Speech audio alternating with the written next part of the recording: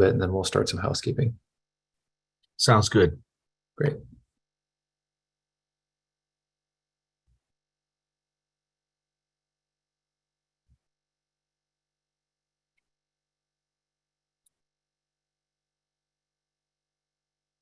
All set, Ian.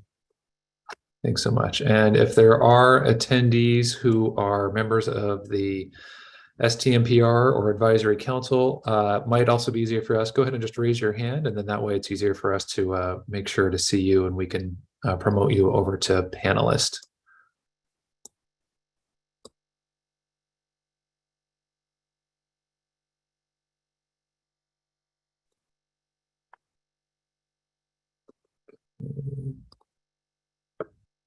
All right, we'll just, let's see, we're still gathering here. Give it just one more minute to keep bringing people over.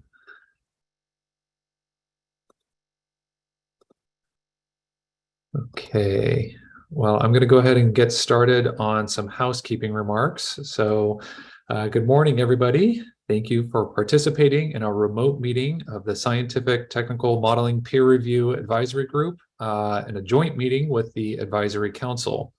We will do our best to facilitate a smooth meeting with public participation. We have two formats for participation, the Zoom web application as well as teleconference.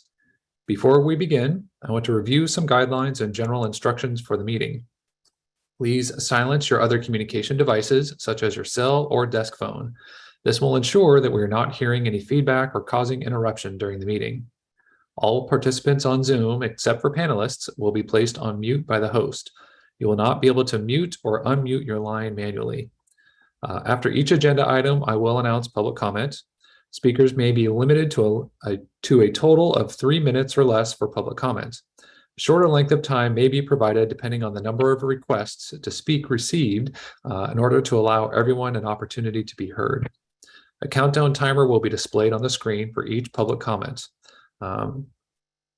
For those on Zoom, if you would like to make public comment for the Zoom, if you'd like to make public comment on the Zoom screen, please click on the raise hand button.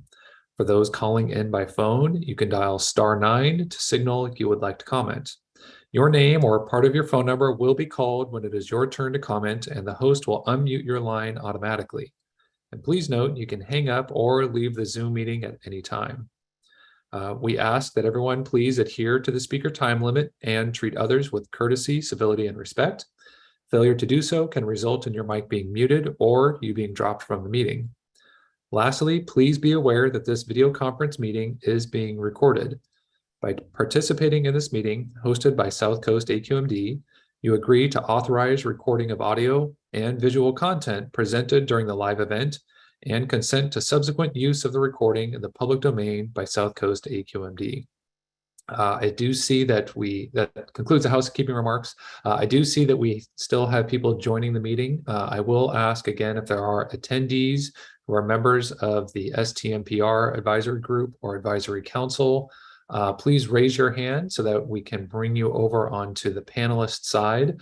That will really help us as we get going through the rest of the meeting here. Also, if there are board members or board member consultants who would like to be brought over on a panelist, as a panelist, feel free to raise your hand as well, and we'll bring you over. Okay, so we have, this is, I think, the first time we've done a joint meeting of the Advisory Council and STMPR, so welcome everybody. It's a big party today, even if on Zoom. My name is Ian McMillan. I'm an Assistant Deputy Executive Officer in the Planning, Rule Development, and Implementation Division here at South Coast AQMD. We have a number of items to go through today. It's a pretty packed agenda. We're going to start off with some procedural matters that we're actually going to have to take a few votes. We don't normally vote necessarily all that often for either group, but there are some procedural matters that we're going to have to get through. We do know that there's a lot of different expertise. For example, within the STMPR group, we have economists, we have air quality modeling expertise, and the advisory council. We have a lot of different stakeholders with a variety of different expertise. And we know that there is some technical details and technical analysis we're going to be going through here today. And some of it might be outside of people's field of expertise, and that's okay. I think the idea here is to get a broad spectrum of input from different stakeholders and different viewpoints, and to be able to hear from other experts. So we really appreciate everybody taking the time today to be with us. We think it's really valuable to have that cross-pollination of different expertise and different experts being able to be part of the same conversation. I am going to get going with the agenda in just 1 minute here. Just the last little bits of housekeeping. I see we have one of our panelists has a hand raised. Bill, your hand's raised. I just want to make sure, did you have a quick technical question, or is that an accident? No, that was in response to your request for panelists. Oh, great. Yeah. Great. Thanks. Appreciate that. Okay, so with this, I think we are going to go through a roll call for each of the 2 different advisory groups. So maybe Rachel, she's going to start with, do you want to start with STMPR first? Yes. Okay, so let's go ahead and do a quick roll call there. Okay, Dr. Jeremy Avis? Davis. Davis? Okay, thank you. Dr. Kelly Barsanti? Hi, Kelly Barsanti here. Thank you. Dr. John Cho? John Joe is here. Mr. Ken Davidson? Yes, hello, here today. Dr. Peter Evangelakis? Yes, here. Dr. Gloria Gonzalez Rivera? Dr. Gloria Gonzalez Rivera? Dr. Alex Gunther? Yes, present. Dr. Rinda Kay? Dr. Rinda Kay, absent. Dr. Robert Kleinhens? Dr. Robert Kleinhens, absent. Mr. Fred Lerman? Mr. Fred Lerman? Mr. Ralph Morris? I'm here. Okay, I'm marking Fred Lerman absent. Dr. Anthony Oliver? Yes, here. Thank you. Dr. Greg Osterman? Hi, I'm here. And Dr. Gabrielle Pfister? Absent. And Dr. Pablo Said? Absent. Okay, I believe we have a quorum. A quorum. Great. Okay. So before we get to the advisory council, I'll just see that there's some more folks that are joining in on the attendees. So again, if you are an advisory council member or an STMPR member, please raise your hand, and that way we can bring you over to the panelist side. All right, Rachel, feel free to keep going. Okay, I'm going to move on to the advisory council. Jennifer Bullard.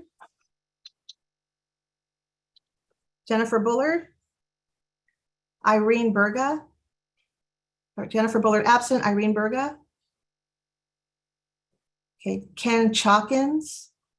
Here. Alfred Frejo. Absent. Vice Chair Delgado. Present. Thank you. Adonis Galarza.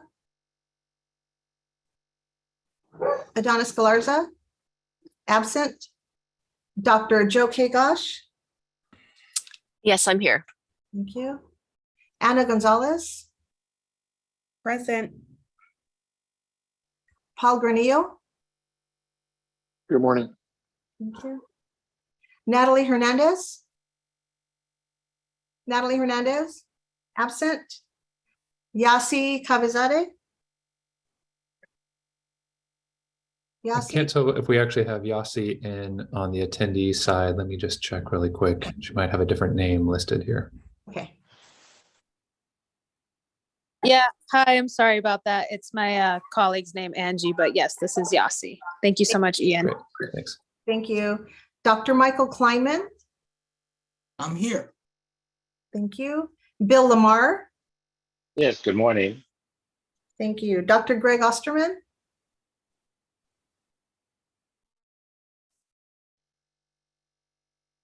Dr. Osterman? Sorry, yeah, I'm here. Hey, yeah, I I'm here, thought, sorry. thank you. David Rothbart? Here. Thank you. Andrew Silva? Andrew Silva? Here. Thank you. Scott Weaver? Present. Thank you. And Jay Shou Yang? Here. Thank you. 1, 2. I believe we have a quorum for that as well. Great. Thanks so much. We have a lot of people here today. Really appreciate it. There is also a lot of staff here today. I don't think we're going to go through introductions just yet. I think as speakers come forward, they can go ahead and introduce themselves. But let's go ahead and just start diving into the meeting itself. So again, we have some procedural things we need to go through here in the beginning. Barbara Baird, I'm going to ask you, I think you're lined up to address the second agenda item about complying with AB 361 requirements. Yes, thank you, Ian. Under the provisions of state legislation that allow having remote meetings without posting the agenda in all the locations where the members are participating from, we need to make findings every 30 days regarding the state of the emergency. And it has now been more than 30 days since the governing board made its last findings. So that means that these two committees need to make the findings for themselves. Excuse me, I'm having a little coughing spell. And the key findings are pretty simple. First, we need to find that the governor issued a proclamation of emergency on March to find that, and that the local officials, which here is Los Angeles County, continue to recommend measures to promote social distancing within our jurisdiction, where our headquarters is located, which is why we use LA County. And third, that we find that the highly contagious nature of COVID-19 still poses an imminent risk to large numbers of persons meeting indoors in a single location. Upon making all those findings, then we resolve that we can participate in remote meetings without having all the necessary the requirements that would otherwise apply for having a remote meeting, which is largely posting the agenda and allowing the public to participate from areas where the members are participating. So we will need to take a roll call to ensure that it passes. So I apologize for going through this again, but this is to allow us to continue to meet remotely. Any questions before we have the roll call? Okay, so I think there was, Barbara, you were breaking up a little bit. I'm pretty sure we heard everything, or maybe that was just on my end. Let me just check where others did. Was there a little bit of breaking up there for Barbara? I think a little bit, but I'm pretty sure we caught everything as far as the key findings that need to be made, so that we can actually have this meeting in a remote fashion without opening up everybody's personal locations to having members of the public attend from there, or posting agendas at everybody's personal location. And so I think we do need to go through a roll call, and I know we just did do a roll call, but we do have to vote on these findings. So let's start with the STMPR again. Rachel, can you walk through that roll call again for the STMPR members that are here? Yes. And Rachel, when you are finished, if you could announce the numbers voting in favor and the numbers that were absent. Okay, do I need to call out the absent members for? Yes, because they may have joined since. Okay, thank you. Okay, Dr. Jeremy Avis? Yes, in favor. Dr. Kelly Barsanti? In favor. Dr. John Cho? In favor. Mr. Ken Davidson? In favor. Dr. Peter Evangelakis, In favor. Dr. Gloria Gonzalez Rivera,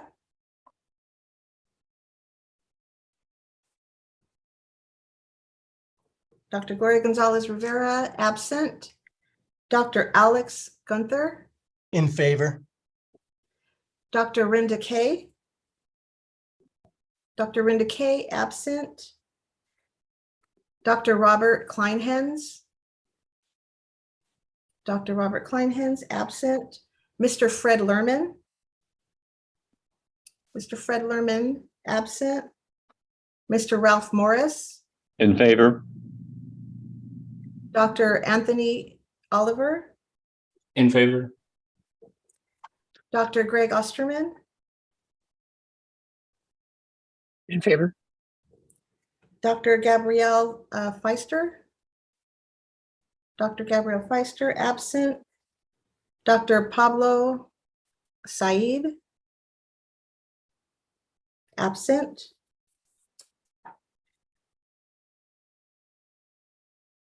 We have 9 in favor. 1, 2, 3, 4, 6 absent. Great. Okay, so it passes that committee. Thank you very much.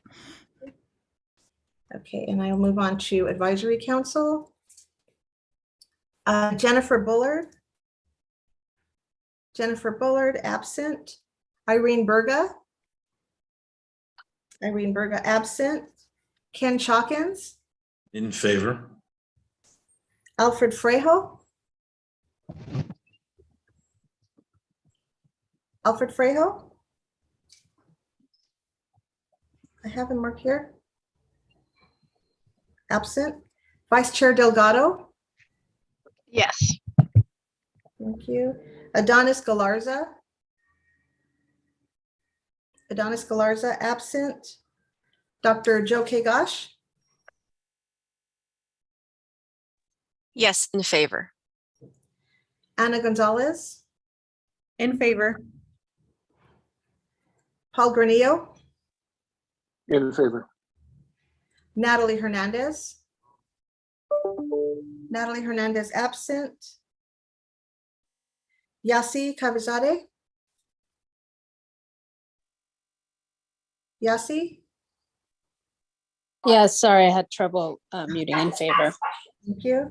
Dr. Michael Kleinman. In favor. Bill Lamar. In favor? Dr. Greg Osterman. In favor. David Rothbart. In favor. Andrew Silva. Yes. In favor, 1. So 10 in favor. 6 absent. Great. Sounds like we are in favor on both of those. I didn't Okay. hear you call Mr. Weaver or Yang. You're right. I'm so sorry. Scott Weaver In favor. Thank you. and Jay Shou Yang. In favor. Thank you. That would be 12 in favor. Thank you. So it passes that committee. Great. All right. Thank you. So appreciate we got through that. I think we do need to just very quickly see if there's any public comment. I don't see any hands being raised on this issue, so we can move on to the next agenda item. So we have the next 2 agenda items are both for approval of previous minutes for each of these groups. So the first one is approval of the minutes from the August meeting for Advisory Council. Those are distributed along with the agenda. I actually should ask Barbara, do we have to do a roll call, or can we just do this more simply as seeing if there's any opposition?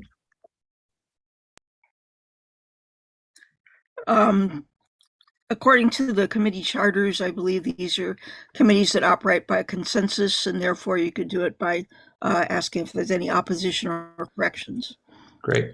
So for the Advisory Council, any opposition to approving the minutes from the last meeting? Do we have to motion first? Motion to approve?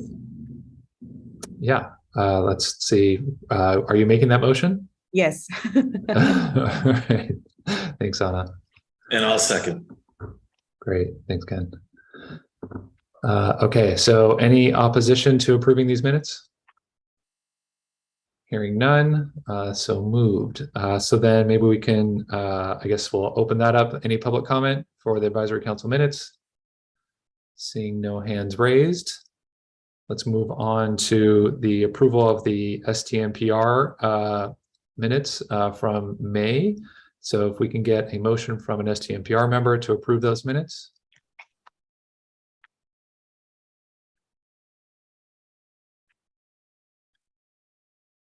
Anyone have any desire? All right, thank you, Tony. Can we get a second on that motion to approve the minutes? I can second it. All right, thanks, Ralph. So then any opposition to approving the minutes? Hearing none. All right, minutes are approved. So any, and I guess no public comment on this as well. Next we move to number 5 on our agenda. So we've gotten through a lot of our procedural matters. Thank you everybody for having patience getting through that. Let's start getting onto more of the content why everybody's here today. At our last advisory council meeting, we discussed Appendix 1 of the AQMP and health effects, and we did solicit some comments. So we wanted to come back to the advisory council and report on that. So that's this agenda item. So then, Eric, if you can go ahead, introduce yourself, and then take it away on this presentation. Thanks, Ian. I'm Eric Praske, an acting supervisor in the AQMP team. So as Ian already teed it up, I'll be talking about the advisory council's comments on the health effects analysis. Could I have the next slide, please?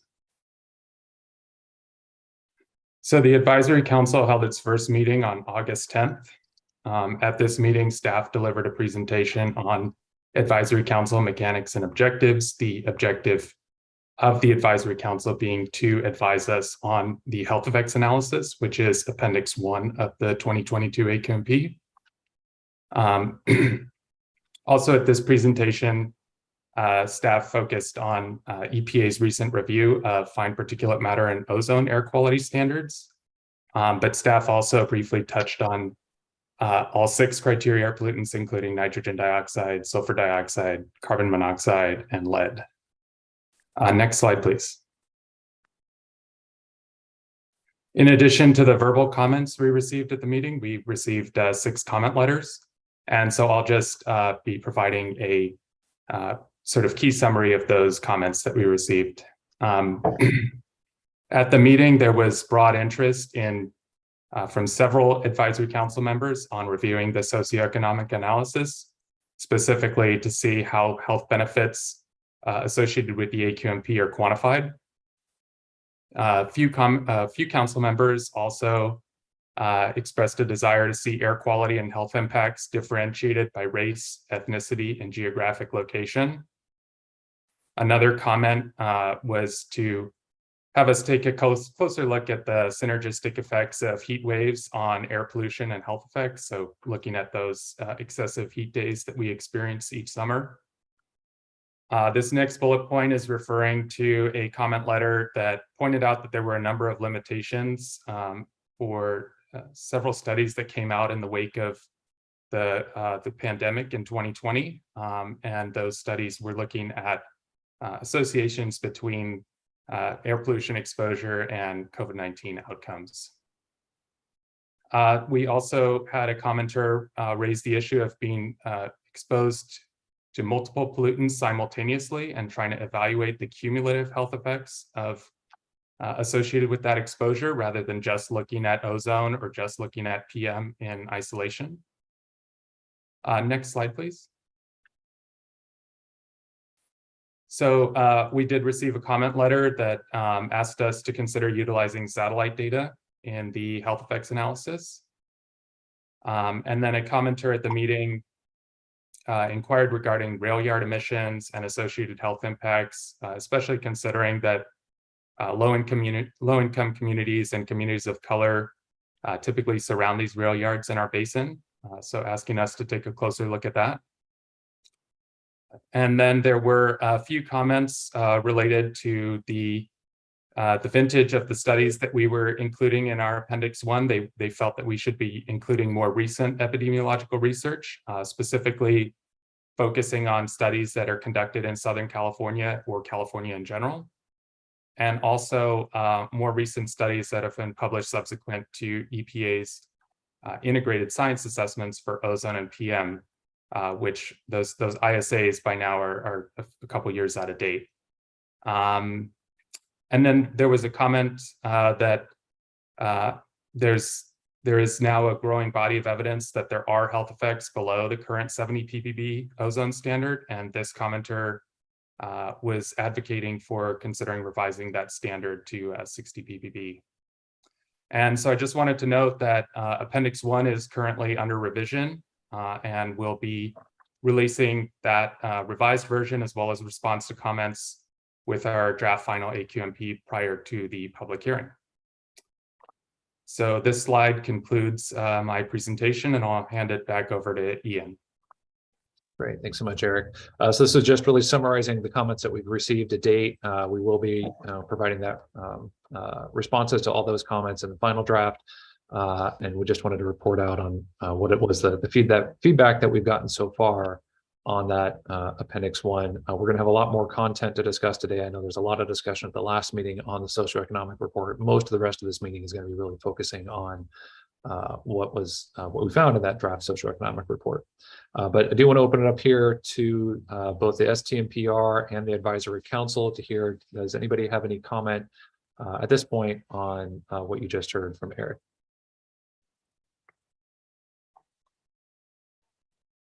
Not seeing any hands. Oh, Michael, looks like your hand's up.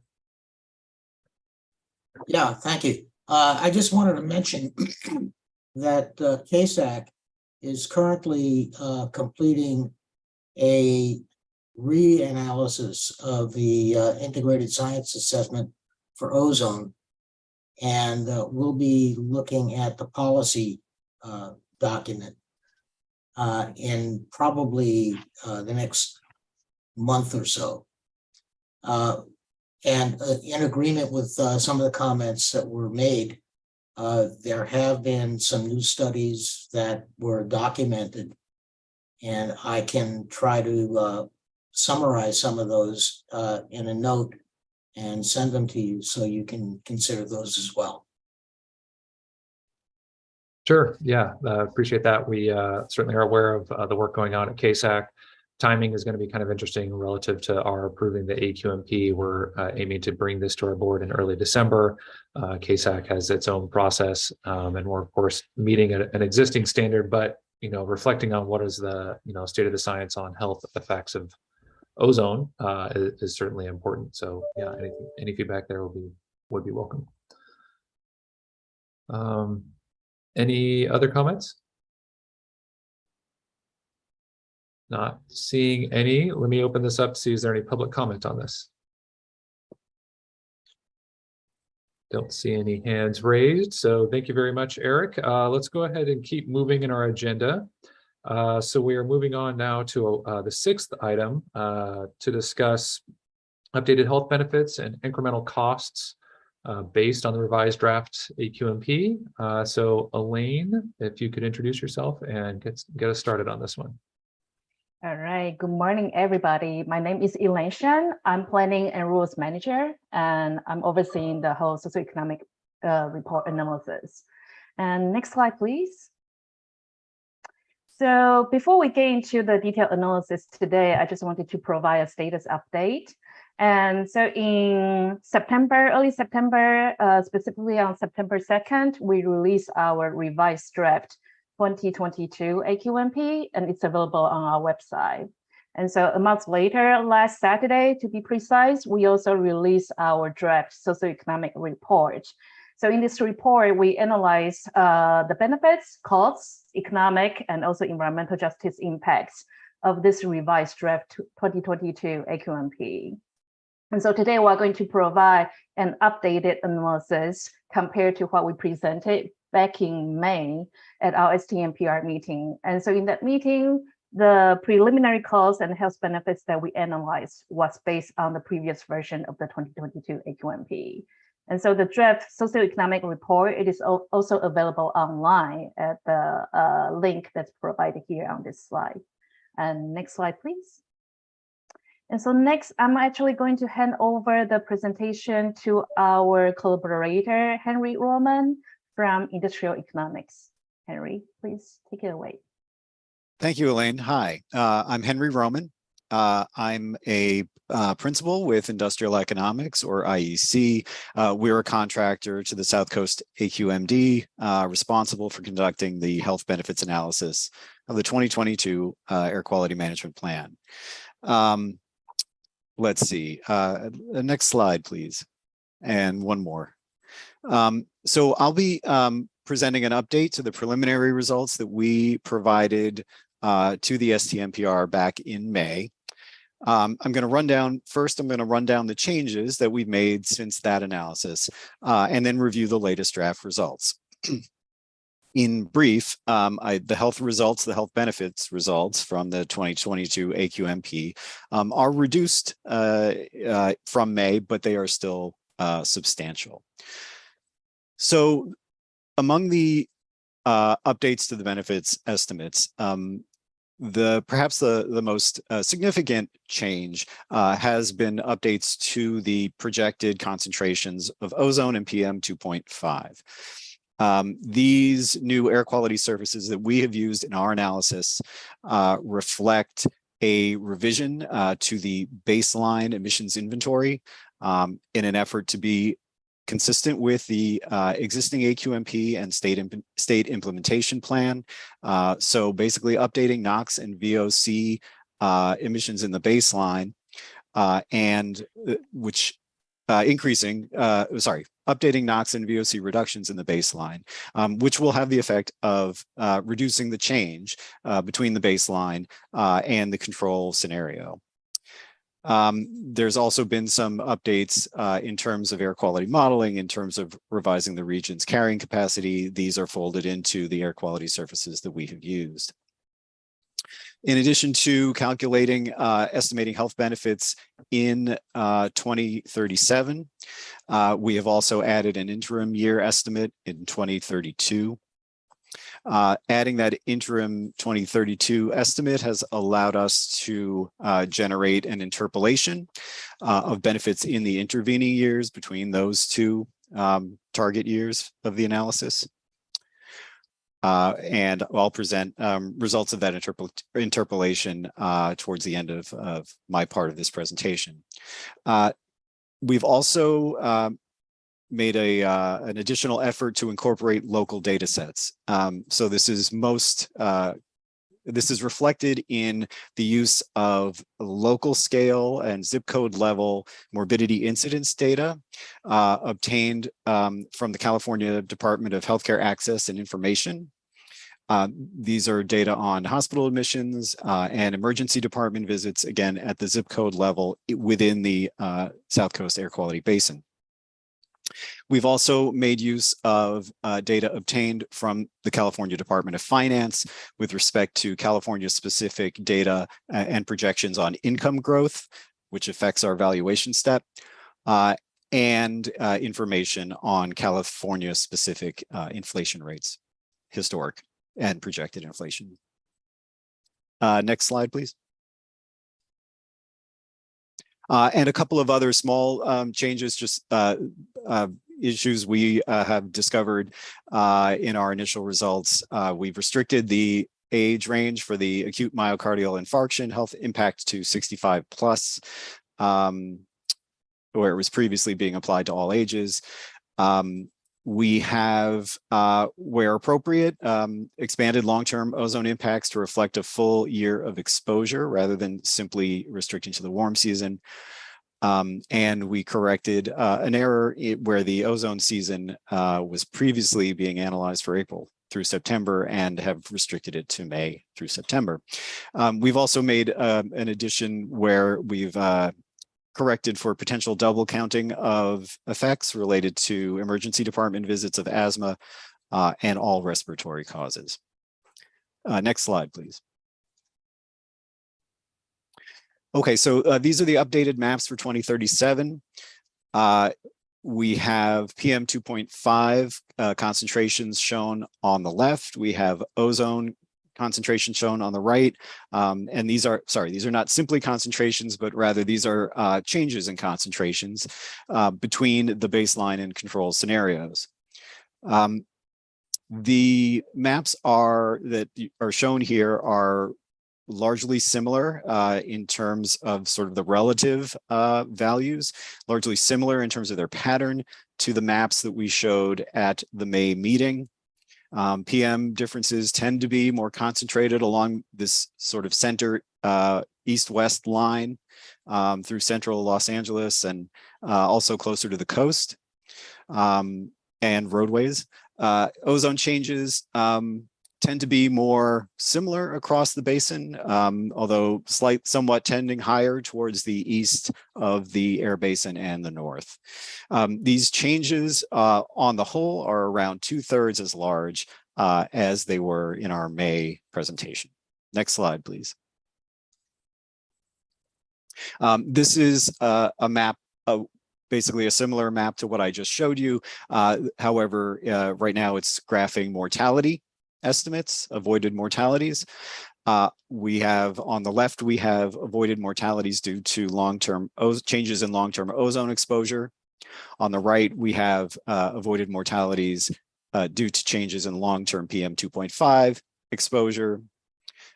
Again, similarly, when it comes to particulate matter impacts, those differences tend to be more concentrated. Those changes tend to be more concentrated towards the western part of the air basin and closer to the coast. Again, ozone changes tend to be, the differences are less pronounced, but again, trending towards a bit higher in terms of the changes to the east and north, reflecting just generally where ozone concentrations have tended to be higher in the basin. Next slide, please. Okay, these are the mortality, avoided mortality counts that we have estimated from the BenMap runs that we conducted. The mortality reductions remain substantial for the 2022 AQMP. We have over 1,600 deaths avoided in 2032, and we estimate over 3,000 deaths avoided in the basin anticipated by 2037. The ozone benefits are smaller than the PM 2.5 benefits. However, that makes sense because in part the long-term ozone exposures are associated with and focused on just one cause of death, respiratory related causes of death. While PM 2.5, that association is with death from all causes.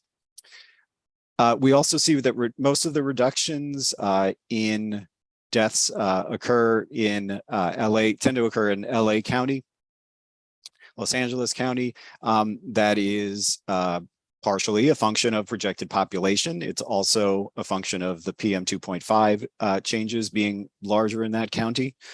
Again, the things seem a bit more balanced for ozone, again, reflecting the different geographic differences in the air quality improvements for ozone, and that works in opposition to the population effect on these avoided mortalities. Next slide, please. These are the updated results for the morbidity categories that we estimated. I'm not going to go through every category here, just a few highlights. It includes cases of avoided cases of new onset asthma, hospital admissions and emergency department visits avoided for respiratory and cardiovascular health effects, myocardial infarctions, strokes, and other illnesses. Many of these new revised results are mostly affected by the air quality changes that I showed in the previous couple of slides. So as a result, these results are about 2/3 as great in magnitude as the previous values from May. There are some of these categories, however, that are also affected by some of the other methodological changes we implemented, like use of local zip code incidence data for hospital admissions.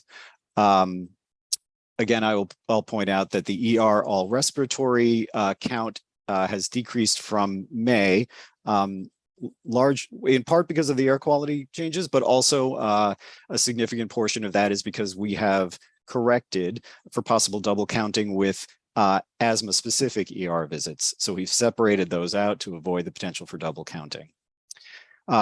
Nonetheless, in both 2032 and 2037, we expect the AQMP will result in substantial public health benefits to the exposed populations in the basin. Thousands of avoided cases of asthma thousands of avoided cases of asthma, inhaler use reduced by hundreds of thousands of puffs, and over 100,000 fewer work loss days. Next slide, please. So this slide provides a valuation estimate of these health benefits.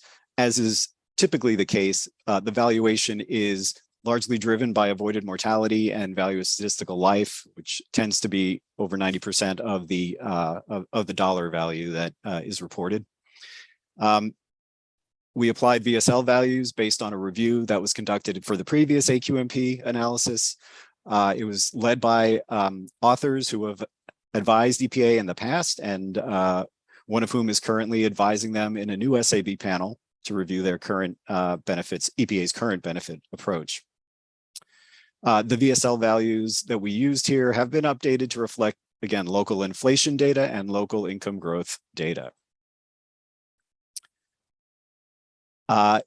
And we find that in 2032, the avoided public health benefits amount to 20 million. Double that by 2037, 40.5 million. Billion. Excuse me, 20 billion in 2032, 40.5 billion in 2037. Again, these values are about 2/3 of the values we reported in May, but still substantial. Again, as I mentioned, we conducted a linear interpolation between the start of the implementation of the program and 2037, and we find that on average, the AQMP would be expected to result in $19.4 billion of benefits, health benefits per year. If we take all the benefits that are accrued over the implementation of the AQMP, the present value of those health benefits would amount to $134.3 billion. And with that, I will pass it back to Elaine to continue the presentation. Thank you. All right. Thank you, Henry. Next slide, please.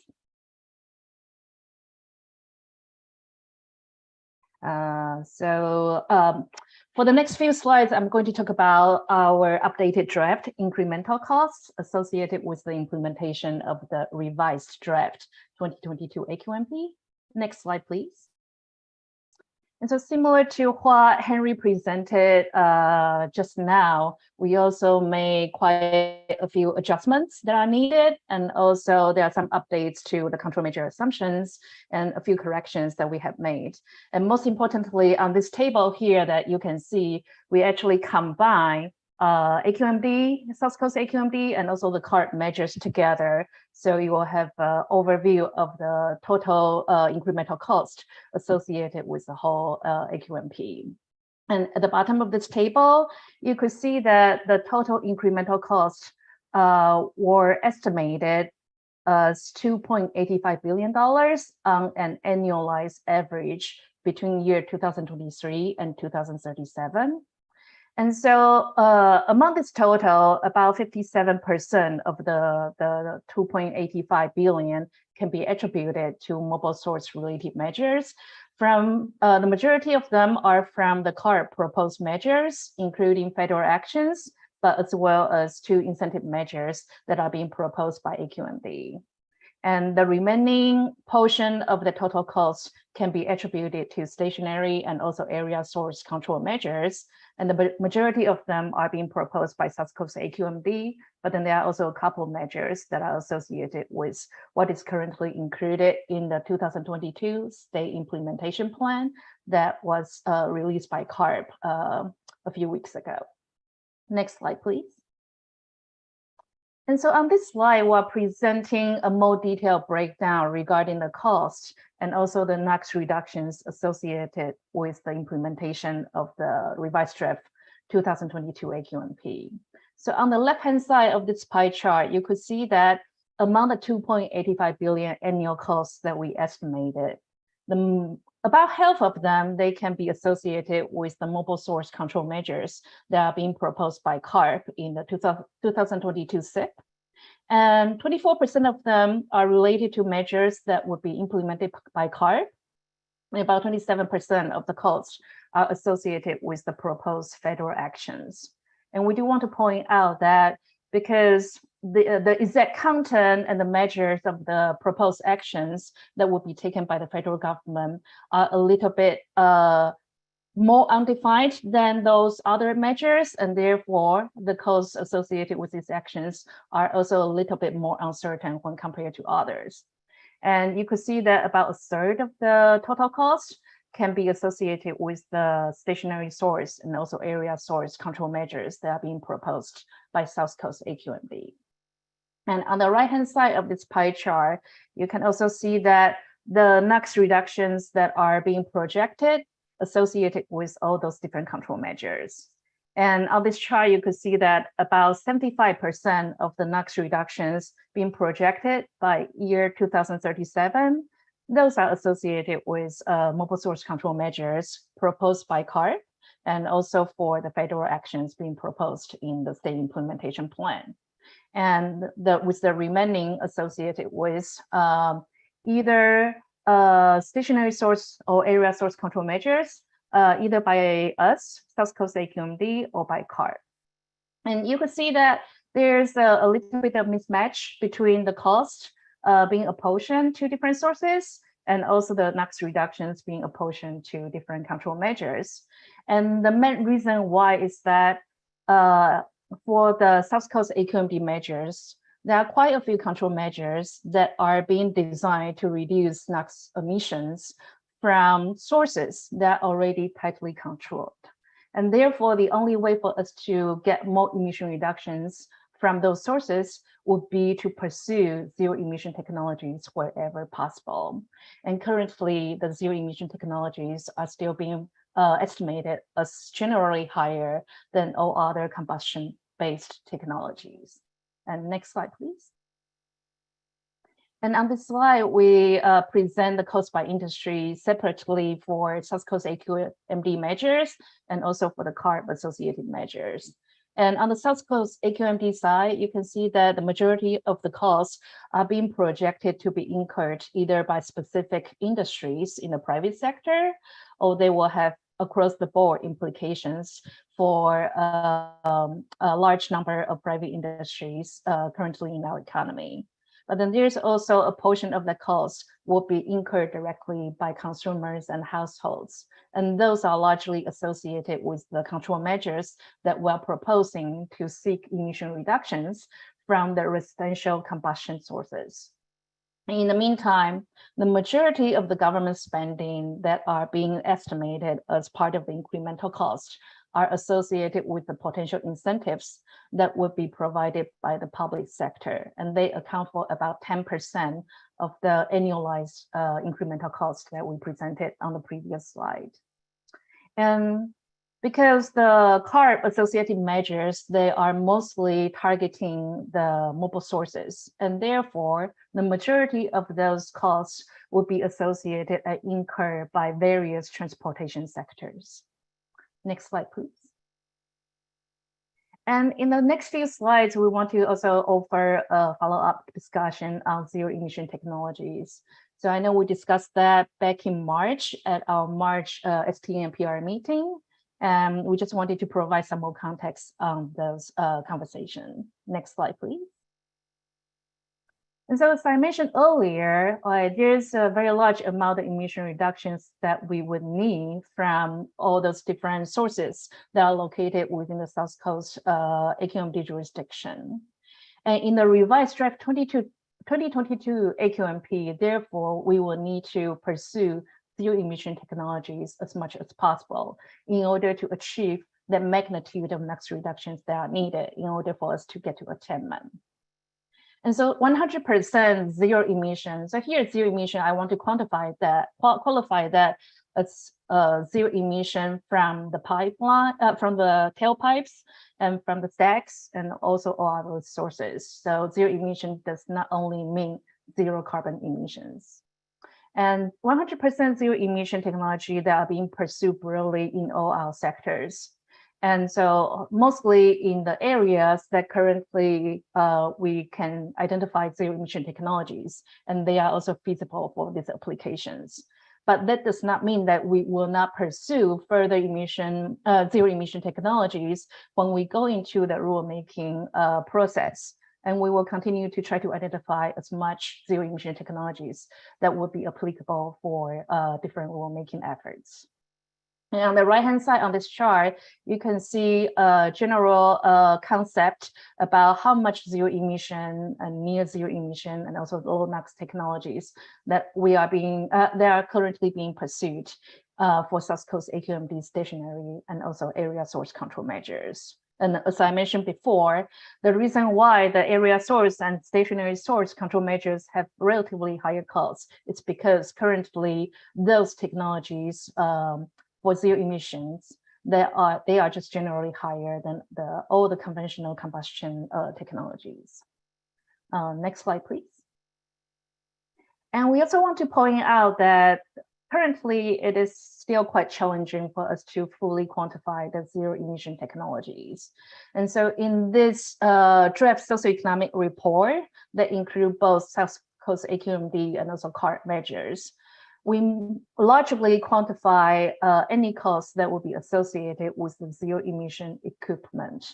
So for example, we do take into account, like for example, electric cooktop and the potential panel upgrades that would be associated with any kind of electrification that we're assuming in our cost scenarios. And for CARB measures, for example, they also take into account chargers and other associated hardware that would be required for the associated mobile source control measures.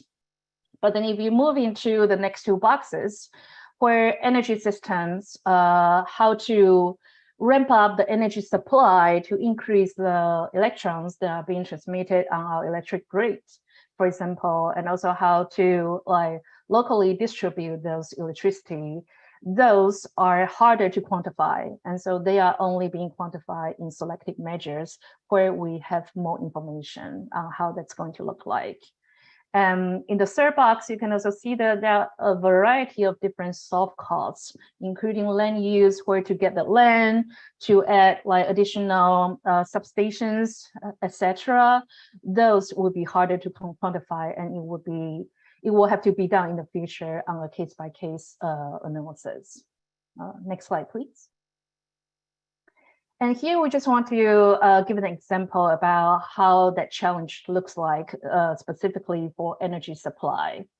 And so across the state, several state agencies, they have conducted study and pursuing further studies to look at the impact on the grid from statewide policies that focus on decarbonization, and that would have implications as well for our region and also how we would be implementing our control measures.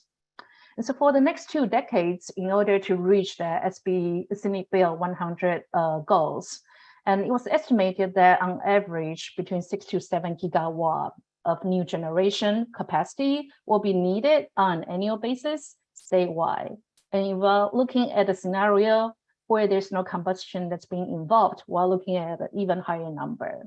So those numbers that are currently being projected in the SB 100 report, they are much higher than the new capacity that we have added into the grid coming out from solar and wind installation. And in addition to the challenges to understand the scenarios and also quantify the associated costs for electric grid, we also need to recognize that in order to achieve zero emission end goals, we will also have to take into account the role of hydrogen, and that role is currently emerging. And so in a lot of sectors where it is hard to electrify to reach the goal, then we will have to rely on the hydrogen or hydrogen-based energy sources in order to achieve that zero emission goal. And so exactly how that is going to play out from our perspective, our South Coast AQMD, our agency, is going to continue to support our staff efforts to estimate the cost from this kind of transition, and we'll also try to quantify the cost that will be associated apportioned to our own control measures and rulemaking efforts accordingly and consistent with what the state is doing. Next slide, please. Next slide, please. And so for next steps, so as I mentioned before, on October 1st, we released our draft socioeconomic report.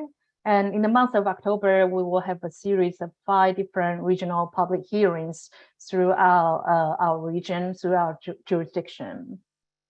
And the draft socioeconomic report is currently open for the public comment, review, and comment period all the way through November 2nd, 2022. And we would really appreciate any comments and questions that you have for us. And we plan to take into account all your comments and to release our draft final socioeconomic report in mid-November. So the whole 2022 AQMP package will be brought to our board for the public hearing on December 2nd, 2022. Next slide, please. And so on this slide, you can see different step contacts. And so for socioeconomic analysis, you can reach out to Brian Velocich, air quality specialist for our socioeconomic group, or reach out to me, the planning and rules manager overseeing this effort. And for general AQMP related questions and inquiries, please feel free to reach out to Sammy. She is also planning and rules manager.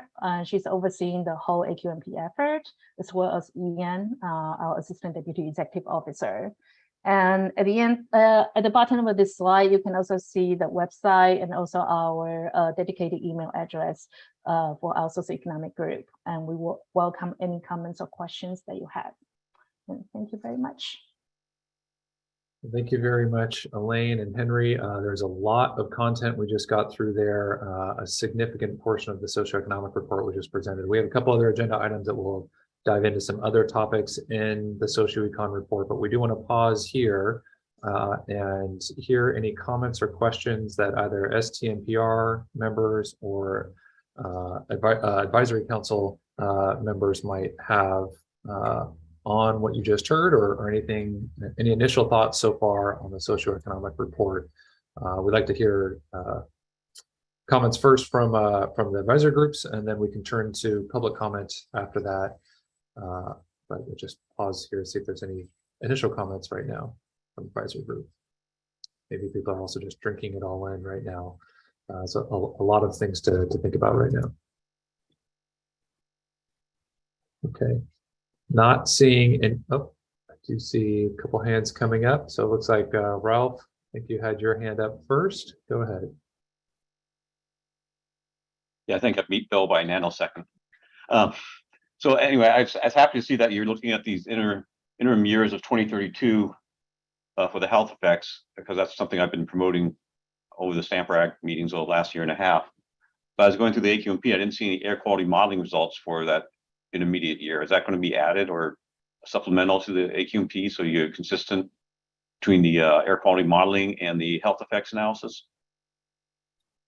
That's a good question. I don't know, is Sang-Mi still on? Because I believe we were using air quality data from that same modeling as an input for the socioecon. But let's see, Sang-Mi, do you want to address that question about presenting any interim year results in the AQMP?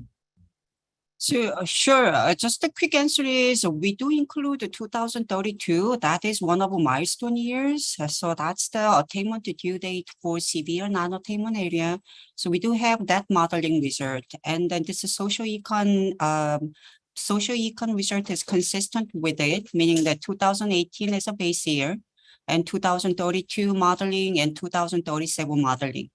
But probably one of the reasons you haven't seen 2032 is we used it as kind of tool to assess whether the Coachella Valley can demonstrate attainment by 2032. However, with various sensitivity and the scenario analysis indicated that that wasn't the best optimal path for the Coachella Valley. So we literally use it as impracticability demonstration and then use 2037 as our commitment for attainment. Okay, thank you, Sang-Mi. Good to see you. Nice seeing you too, Ralph. Okay, thanks, Ralph. Bill, you have your hand up? Yeah, thank you, Ian. I'm curious in the in Henry's portion of the presentation, one of his slides, I don't see it marked, but where it's they've monetized the public health benefits and come up with let's see, I'm trying to look at here, something like $134.3 billion. Somewhere in that evaluating that, they must have monetized the cost of a human life. And I was wondering if he could tell us how much is a human life going for these days. Thanks for the question. We actually, just point of clarification, prefer not to think of it as the value of a person's life or any specific individual for sure. Really, it's an estimate of how do you address changes, small changes in annual mortality risks and how those get averaged out over a population. So just sort of minor point of clarification there. The values that we are using for VSL, so we start with a value of 9 million per case, and that's in 2013 dollars and 2013 income. We then adjust that value upwards to reflect both inflation and also changes in income, local income, again, based on Department of Finance projections. That gets us to 16 million in 2021 dollars and 2032 income values or income levels. And then by 2037, we are at 17 million per case in 2021 dollars and 2037 income levels. Because I'm curious, the Department of Consumer Affairs, they've been able to monetize the human life at 8.7 million. EPA, they in doing the same thing, they've monetized it at 7.4 million. And the Department of Transportation, they come up with a 9.6 million. All three of those together only average out to about 8.5, certainly well below the figures that you're using. So I guess my question is, you know, hearing these numbers, the public is duped into believing that you know, that by imposing harsher and harsher control regulations on the business community, that they're saving a lot of dollars and lives in the process, when in fact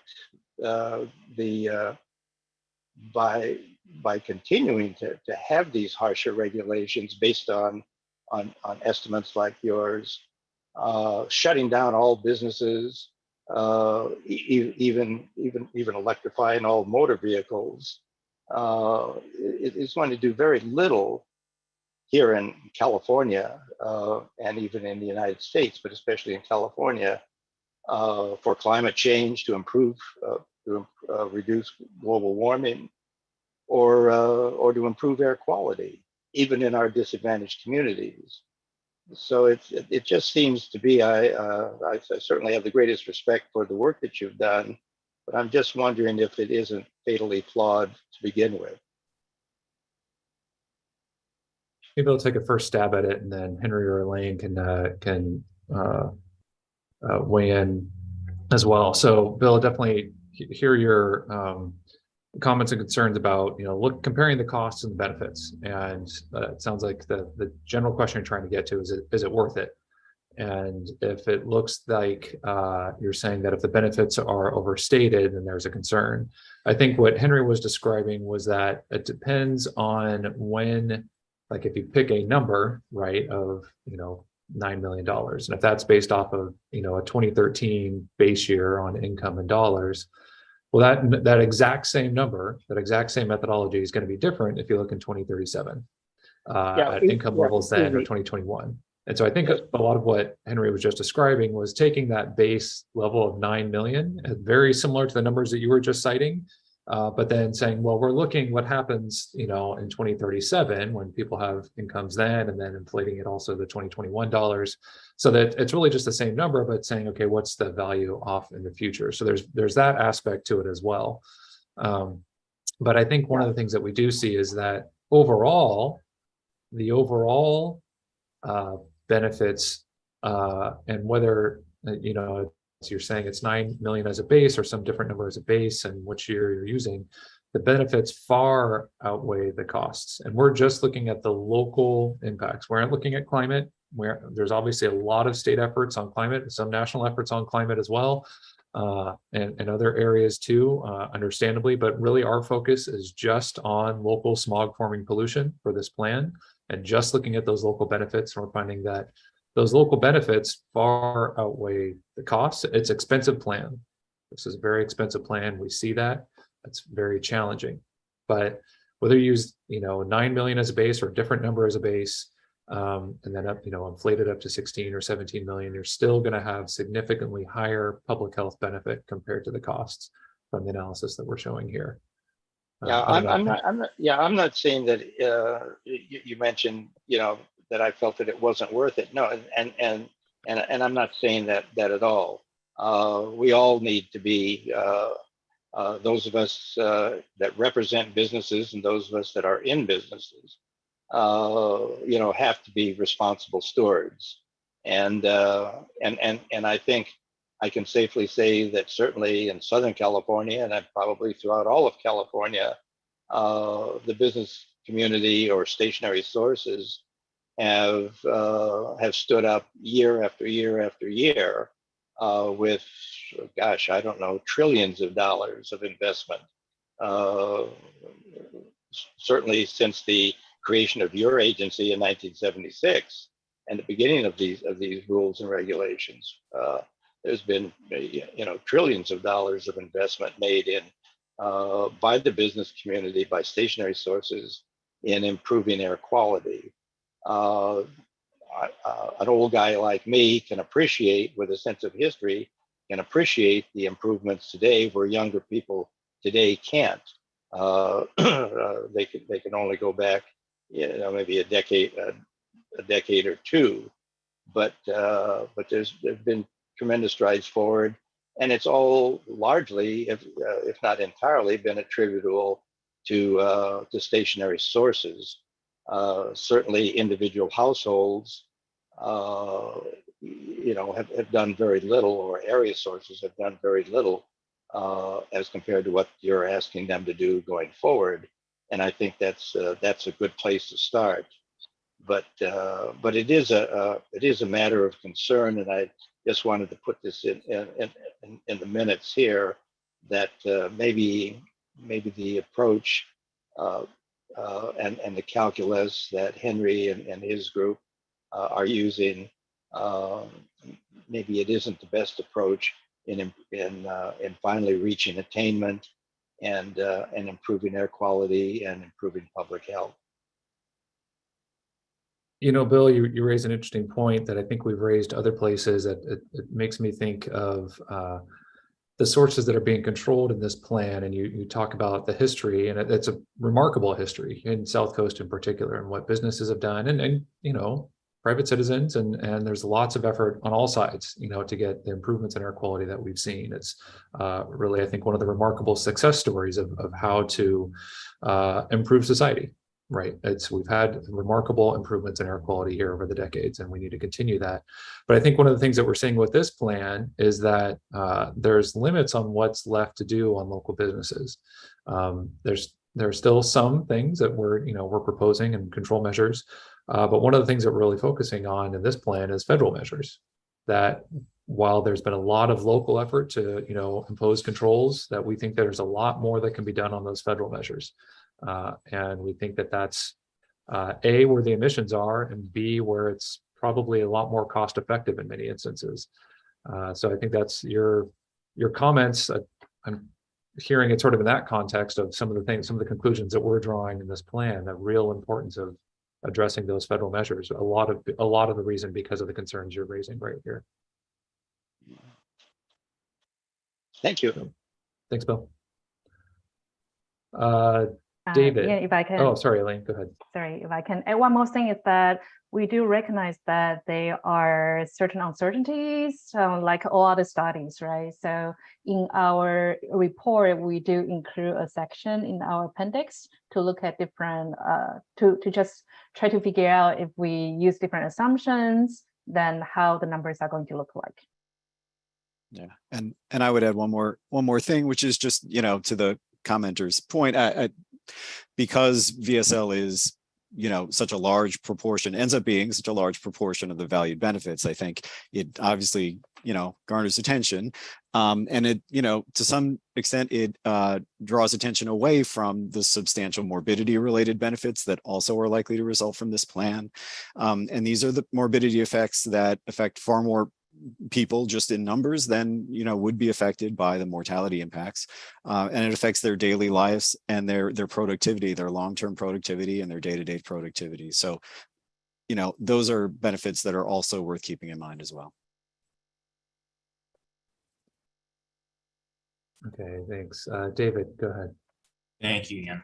I had a question about the slide essentially outlining the grid needs as far as how much the grid needs to grow.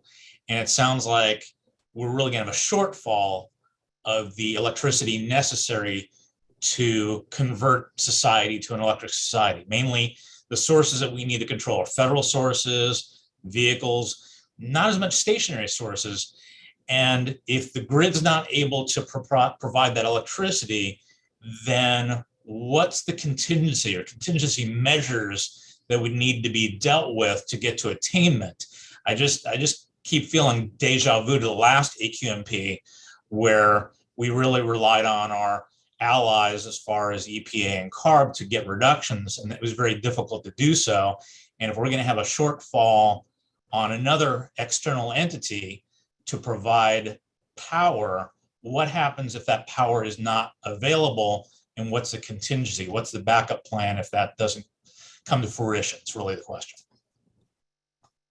Yeah, that's a good question. I think one of the things that you're definitely hitting on is that no one entity can do it by themselves, right? So AQMD, we are the ones that are responsible for developing the plan, but it's going to take a partnership from a lot of different levels to get to the goals that we need. So I just talked about the federal sources, which we've talked about before. Need a lot of effort there, but on the electricity side, that's largely a state or utility-led effort.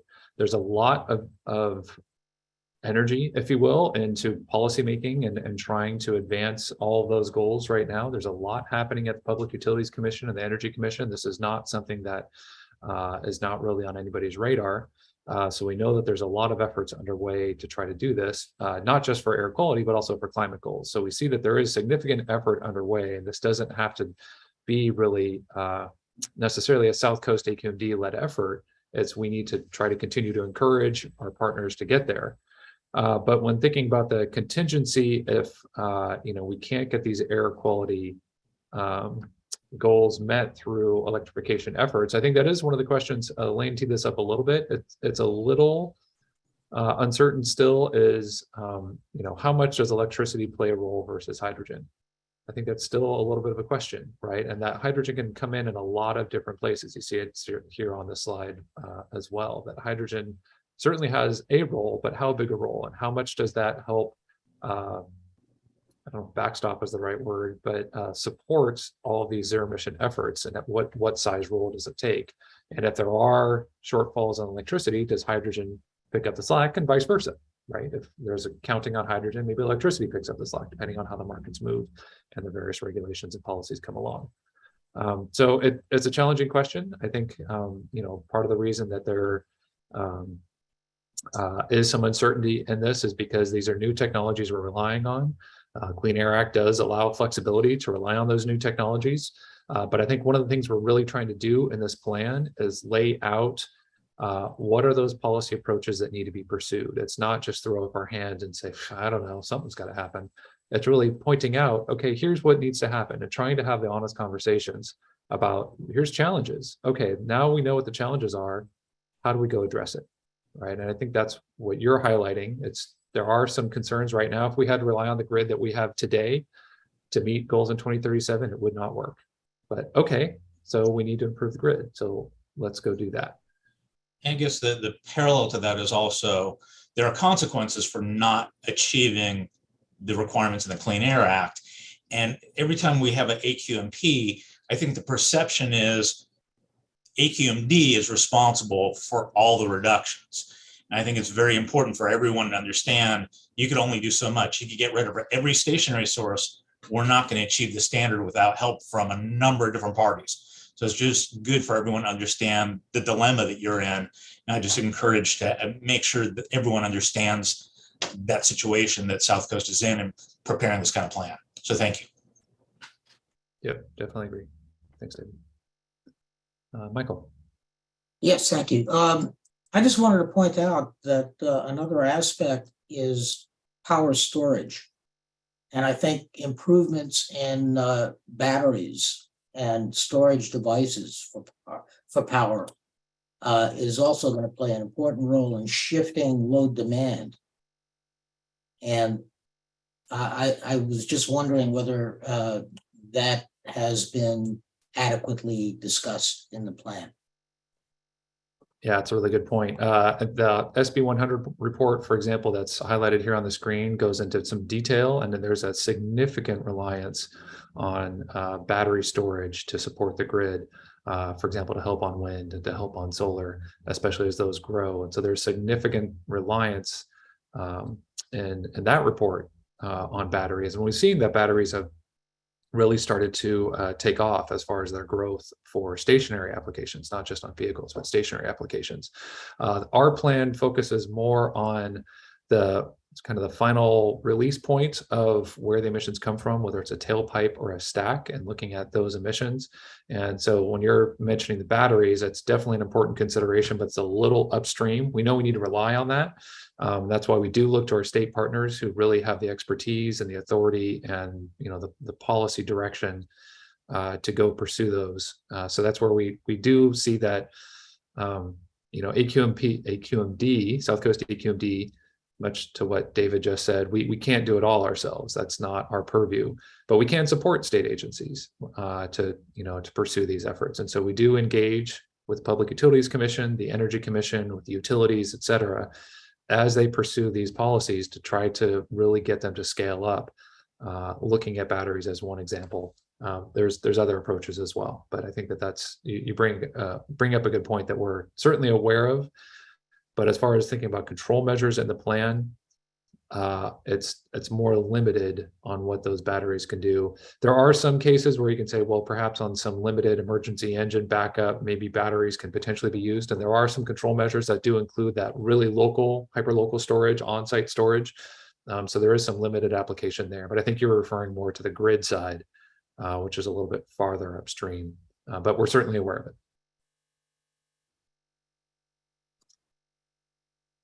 Okay, Bill, you have your hand raised again? Yes, thank you, Ian. Yes, with respect to the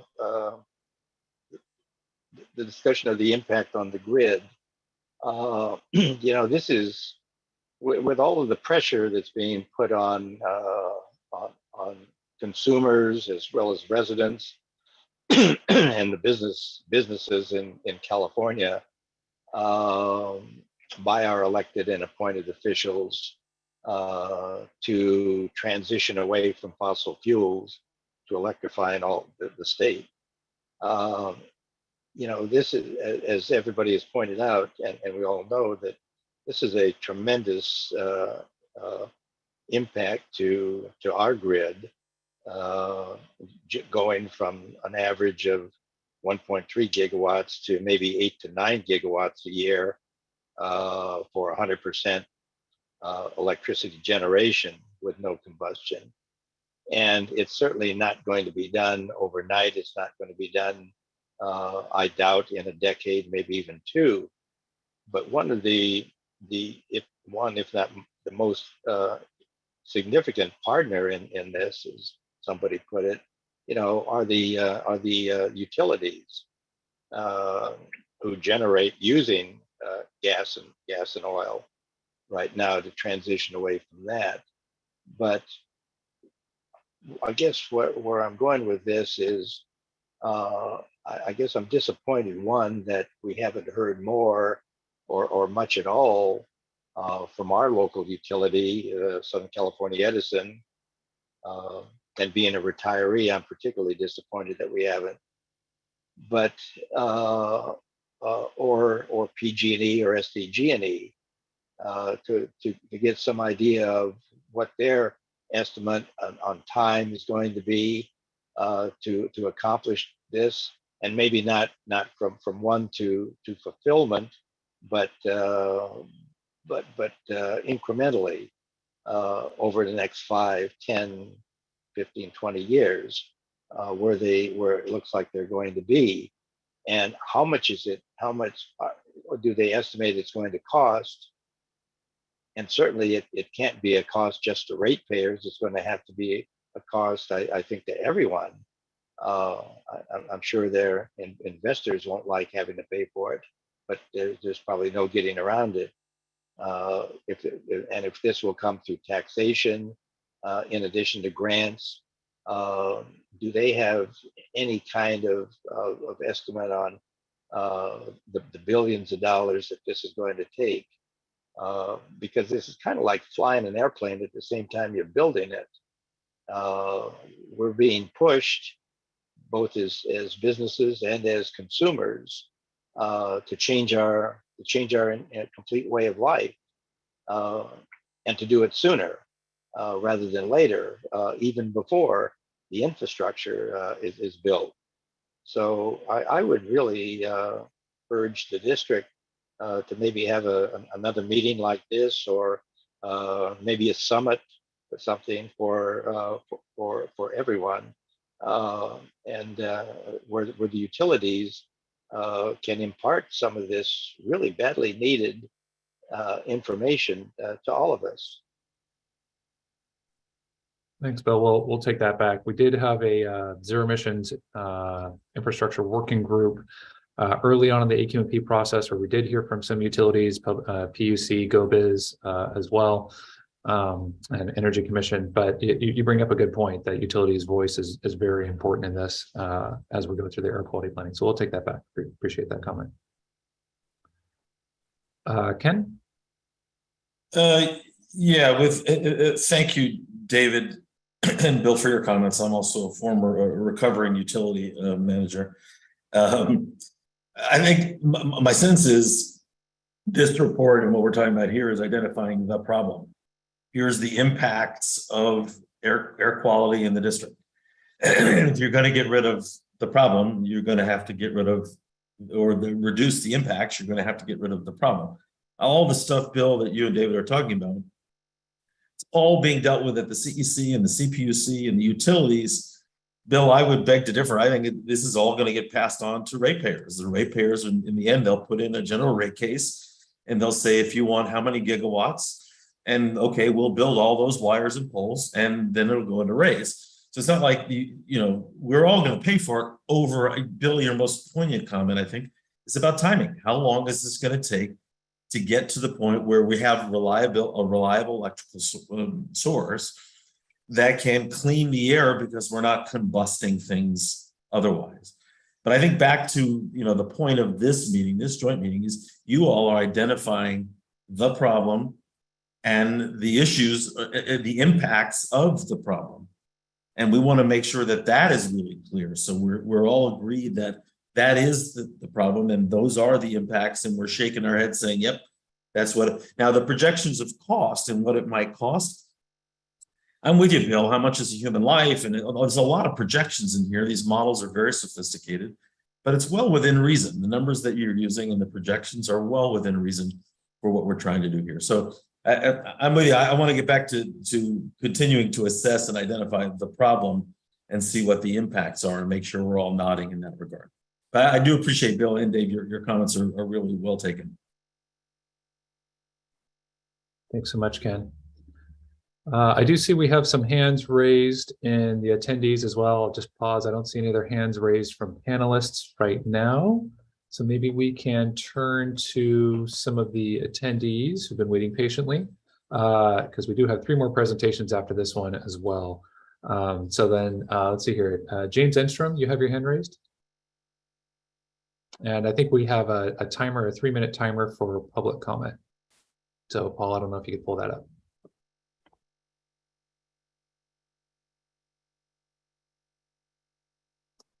All right. James, are you there? Can you hear me? There you are. Go ahead. Can you see me, or is this not? No, we can just hear you. All right. Look, I appreciate the opportunity to speak. I think it's unfair to limit it to 3 minutes on important dissent. I've been trying to submit data to AQMD since 2006 on the fact that there are no premature deaths in California due to PM 2.5 or ozone. And this is basically all this information that I've submitted has been totally obscured. And there's no reference to key papers that I wrote in 2017 and 2018.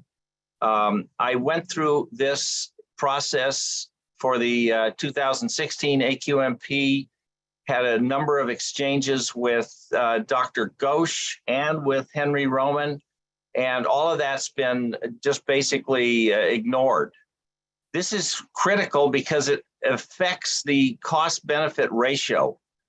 And if there are no deaths, and so given the fact that I'm short on time here, my suggestion is that you allow, if you really care about dissent, you allow a debate between me and Dr. Ghosh that goes into the epidemiology and the notion of premature deaths in California in great detail. Also, I would like the opportunity to speak directly with Vice Chair Delgado. And this regards the fact that the death rates in the South Coast Air Basin are among the lowest in the United States. In fact, there's a phenomenon known as the Hispanic Paradox, where Hispanics in the South Coast Air Basin have among the lowest death rates in the entire world. And none of this is factored into the analyses that are done by Roman and his organization. It's a total misrepresentation of the actual healthiness in the South Coast Air Basin that needs to be put into perspective. Also, exact, precise measurements. I'm sitting here in my office near UCLA, and the measurement for ozone indoors is reading approximately 10 parts per billion. That's far below the NACs and shows that people are mostly not exposed to those levels. My monitor for PM 2.5 is reading 5 micrograms per cubic meter. This is also far below the NACs. So you must, if you want to be serious, you must allow critics like myself to fully present our views. Otherwise, this is not good.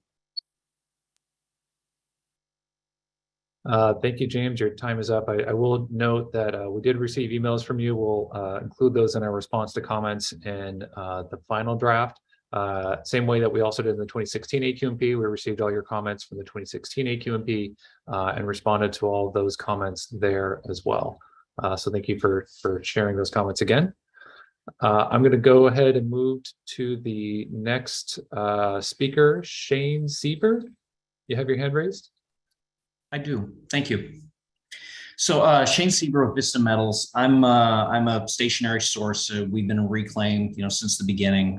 We've participated with the landing rules and everything else, and have appreciated participating in the process.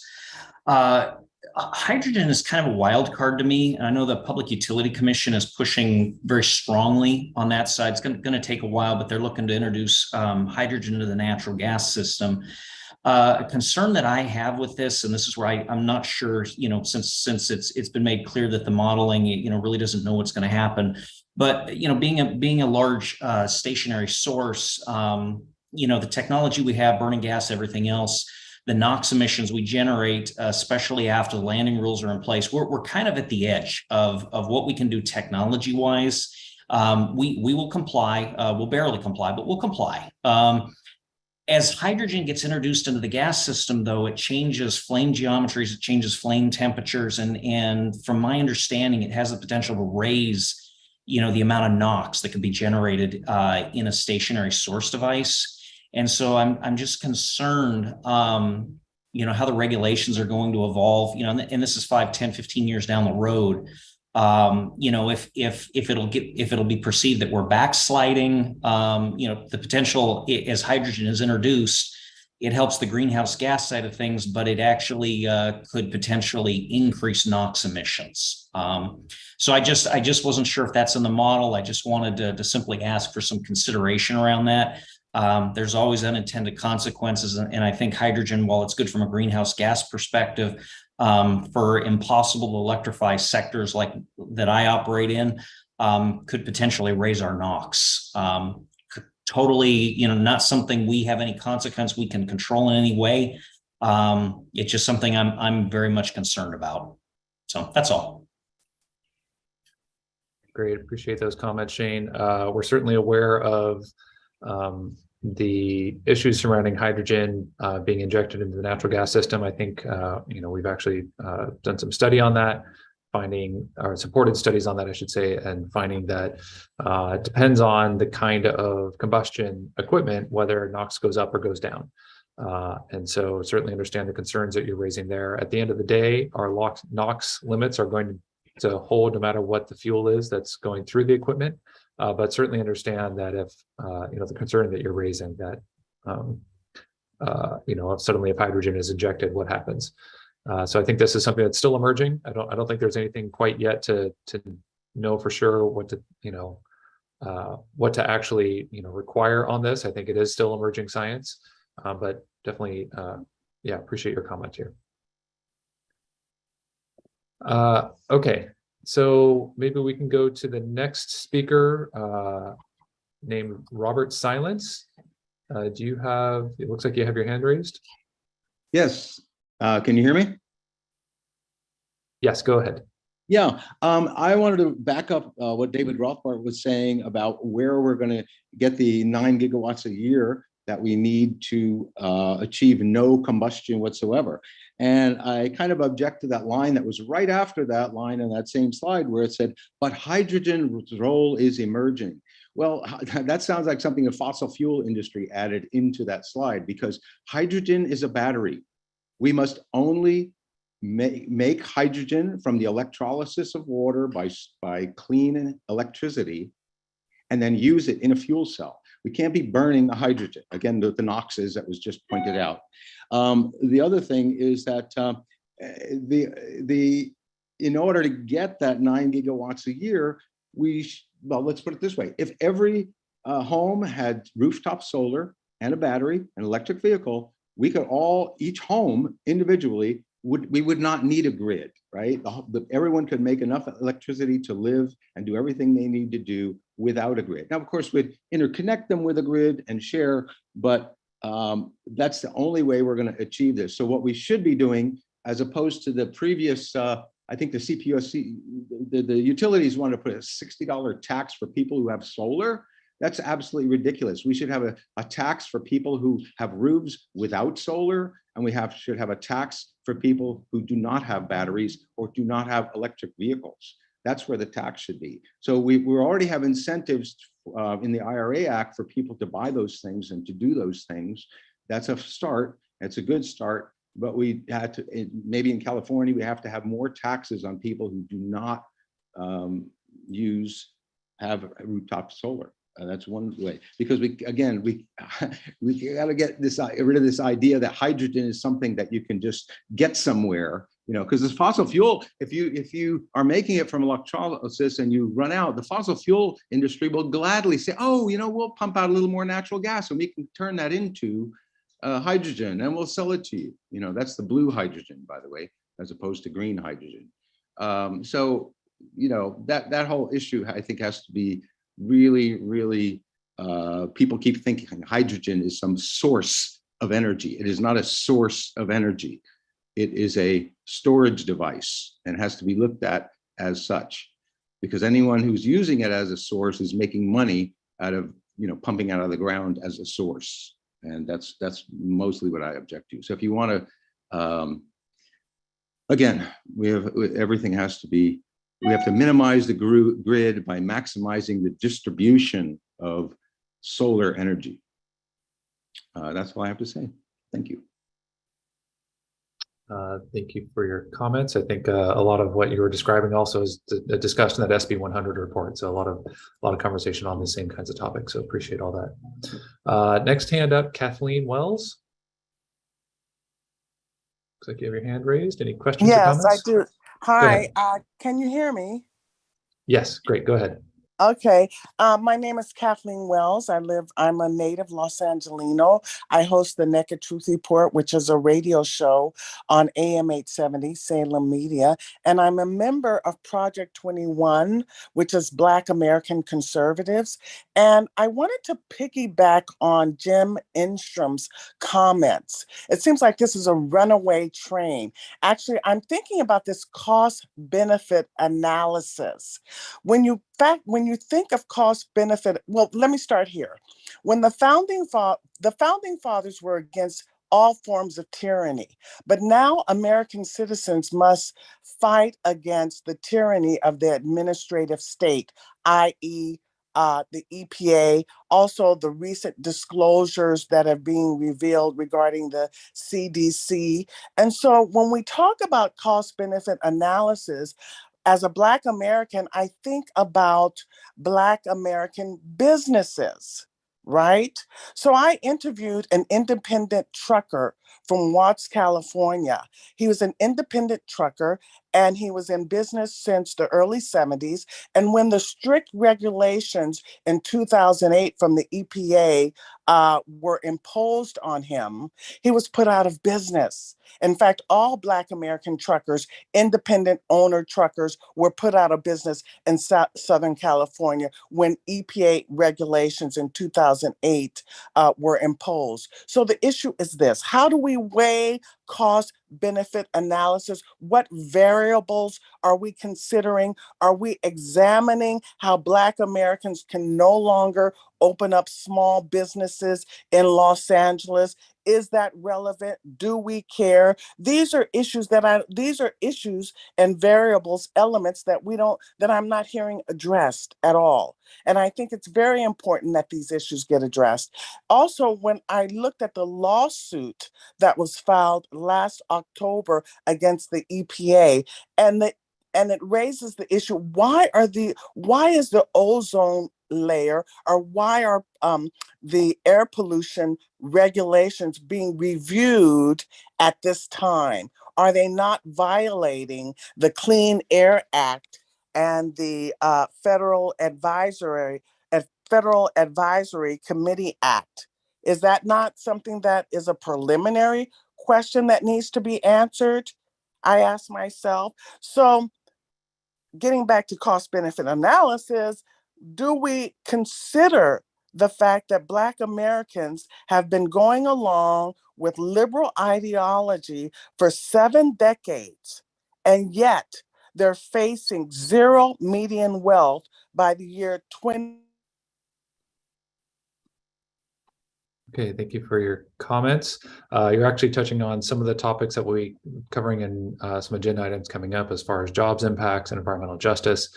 You did have amongst some of what you were saying, I think one of your questions was why we're doing this plan now. I think that was one of your questions, and we're required actually under the Clean Air Act to prepare this plan to show how we're going to meet the 2015 ozone standard. EPA is the agency that sets the standards, but we are the local agency that's required to come up with a plan for how we meet those standards. Yeah, I encourage you to take a look at our socioeconomic report where it discusses, I think, some of the concerns that you're raising about how this is all analyzed. With that, we're going to go ahead and move on to the next speaker, Randy Thomas. Looks like you have your hand raised.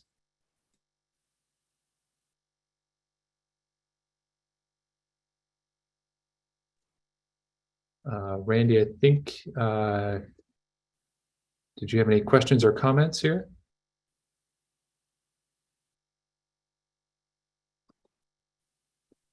I think you have to hit unmute on your end. So there's a little button on the bottom left. Okay, why don't we move on from Randy? We can circle back. Adrian Martinez, looks like you have your hand raised.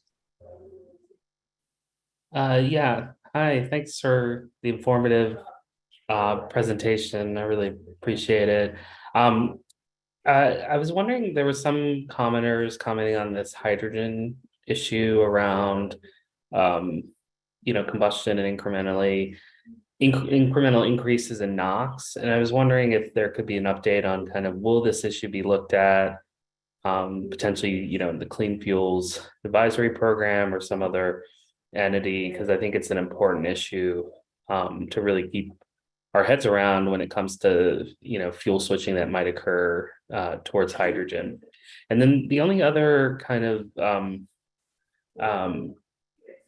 issue I'd be interested to understand is there any analysis that's undertaken that as we move to zero emission technologies in the industrial sector, the health benefits to workers that occur when you don't burn significant amounts of methane at food processing facilities or other places like that.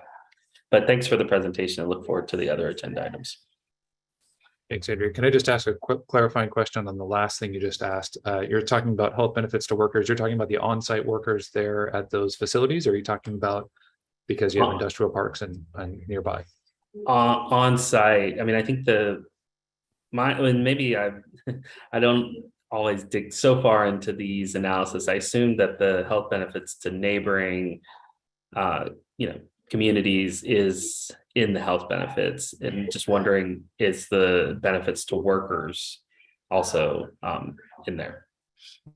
Yeah, I think for this analysis, we're looking regionally across the entire region. It's not so much a specific facility and what happens at that specific facility. It's looking broadly across the entire region and how air quality is improved, and therefore one would expect, based on where people live and work and occupy space relative to those air quality levels, how health endpoints would change, future death or asthma, what have you. So we look broadly, but I think you're talking about something maybe a little bit more specific. I mean, one thought, even if there isn't data, even a qualitative analysis, because there is some benefit to shifting from methane combustion to electrification or other strategies. Even if that is some qualitative analysis in the AQMP, I think it could be important to include in there. Appreciate that. I don't think we actually have any measures that rely on combustion of hydrogen. We do have fuel cells as some of our some of our control measures, but I don't believe, we can go back and double check. I don't believe that we have any hydrogen combustion as any of our control measures.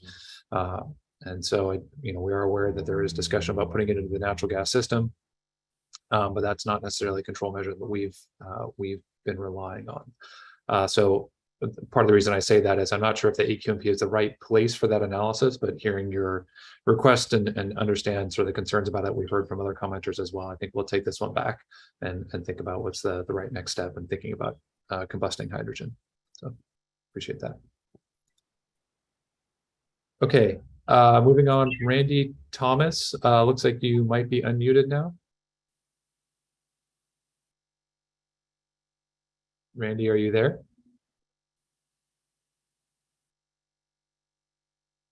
Okay, it shows you're unmuted on our end, but we cannot hear you. Okay, we're going to go ahead and move on. I know we've got a long ways to go left in our agenda. There's been some really good discussion here. I appreciate it, but we do want to get on to these other topics because they are also important. So let's go ahead and move on to the next agenda item. This would be, and I should say that no vote is needed. These are really just informational items from here on out. So then for item number 7, this is on environmental justice analysis of implementing the revised draft 2022 AQMP. And again, we have someone from IEC. Stephanie, I think you were going to give this presentation. Maybe you can just quickly introduce yourself and then let's go for it. Thanks, Ian. I'm Stephanie Penn. I am a senior associate at Industrial Economics. As Henry mentioned earlier, we were contracted by South Coast AQMD to perform this analysis. Here, I'll be talking about the draft environmental justice and distributional analysis that we performed that are part of the socioeconomic analysis that was published this past weekend. Next slide, please. So during this presentation, I'm going to talk about 3 different topics. One is environmental justice community screening and comparing a few different definitions of EJ communities in the South Coast Air Basin. Then I'll talk a bit about public health benefits of the 2022 AQMP in 2037 that builds off of the presentation that Henry and Elaine just gave. And finally, I'll talk about the draft distributional analysis and inequality assessment. Next slide. Next slide, please. So in 2016, South Coast AQMD implemented its first EJ area screening and distributional analysis of the air quality policies that made up the 2016 Air Quality Management Plan. We were contracted by South Coast at the time to come up with methods for first identifying environmental justice communities based on a series of indicators that could be measured in the area. We did a large review of how those methods were performed in other government agencies at the federal, state, and local level. We also performed a large literature review to incorporate that information. And we also suggested methods for a distributional analysis of those air quality policies. So understanding the distribution of health risks associated with the different policies in environmental justice and non-environmental justice communities. So today I'm going to talk about the update that we did for these analyses for the draft 2022 AQMP socioeconomic assessment. Next slide.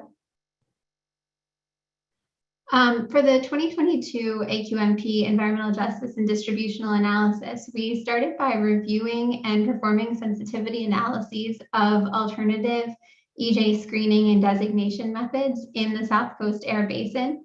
And those environmental justice screening methods were based on the framework that CalEnviroScreen uses for defining communities by Cali, PA. We then analyzed the public health impacts across EJ and non-EJ communities associated with those different definitions, and then performed distributional analysis of the public health impacts across those communities using inequality indicators to understand the impact of the 2022 AQMP policies on the variance in health risks, both between EJ and non-EJ communities and within those communities. Next slide. So the first topic is environmental justice area screening. Next slide. In May of this year, Cali, PA updated its designation of disadvantaged communities for California Senate Bill, or SB 535, which the South Coast AQMD is employing for this analysis within the socioeconomic analysis. The definition of these communities include census tracts that are receiving the highest 25% of overall scores in CalEnviroScreen. And you can find more information about those scoring methods on the CalEnviroScreen website. Also, census tracts that are lacking overall scores in Calendar screen due to data gaps in population information, but ranking among the highest 5% of cumulative pollution burden scores. Census tracts that are identified in the 2017 disadvantaged community designation, regardless of their Calendar screen score, and lands that are under the control of federally recognized tribes. So this definition is fairly inclusive in terms of different pollution and population information. Next slide, please. This table shows the different definitions that we have employed for the analysis here. And as I mentioned previously, they're all of each of these definitions are using Calendar screen's framework. So our definition 1 here is inclusive of poverty and air pollution information, so PM 2.5 and ozone concentrations.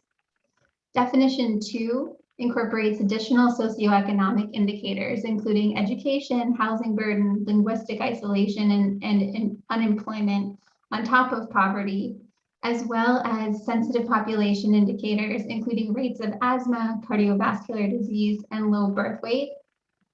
And then within the pollution burden indicators, exposure indicators include diesel PM and traffic impacts, in addition to PM 2.5 and ozone concentrations. And then finally, the third definition here is the SB 535 definition that I have talked about previously. You can see each of the indicators that are incorporated within the SB 535 definition. And as I mentioned earlier, this is the default definition that's being used for this analysis. I also want to note that in addition to the indicators shown here, for definitions 2 and 3, we incorporated race and ethnicity as one of the indicators within the socioeconomic bucket. And similar to what Calendar screen found in their supplemental analysis of race and ethnicity, we found that the census tracts with the highest Calendar screen scores are also the census tracts with the highest percentage of people of color. So you can find out more information about that specific analysis within the socioeconomic report. Next slide, please. So I want to orient you to what you're looking at here. The map shows, you can see the outline of the South Coast Air Basin in black. And then what you see in shades of blue is the EJ areas as defined by definition 1, which is our simplest definition and includes poverty and air pollution information. The top 25% of scores when ranked are shown in dark blue, and the top 50% are shown in light blue. The top 50% are inclusive of both the light and dark blue colors. And then you can see the census tracts that are defined as EJ areas according to SB 535 in yellow. The areas that are shades of yellow and blue, shades of green where yellow and blue are mixed, are the areas that are identified as EJ areas by both of the different definitions. And in this slide, or in this map, you can see that census tracts in the northwestern part of the basin in LA County are in the top 50% of EJ areas according to definition 1. It also includes some rural census tracts in the northeastern part of the basin in San Bernardino County. Next slide. This map is presented in the same way, where the blue shades are indicative of EJ communities as defined by definition 2. Definition 2 incorporates additional socioeconomic and sensitive population indicators, as well as some traffic-related pollution burden indicators. You can see there's a lot more overlap between the definition 2 EJ areas and SB 535 EJ areas than we saw in the previous comparison. And in addition, the EJ communities, according to definition 2, are more concentrated in the central part of the basin with fewer areas to the north included. Next slide, please. And here you can see, this is just the SB 535 EJ areas by themselves, just to orient you to those areas by themselves. Compared with the previous definitions, they include large rural census tracts with smaller populations in the southeastern corner of the basin. Next slide, please. So now I'm going to talk a bit about the public health benefits of the AQMP for the year 2037. Next slide. This table shows the avoided premature mortality. In 1 second.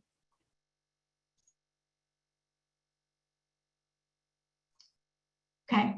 I've gotten good at not coughing with my mic on. So avoided premature mortality for those age 30 plus, associated with both PM 2.5 and ozone exposure together.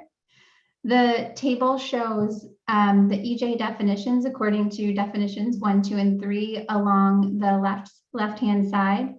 And those values in the first 2 rows on the left show the top 50% of EJ scores, and on the right shows the top 25% of EJ scores. So what you saw in the previous maps, but now shown in tabular form.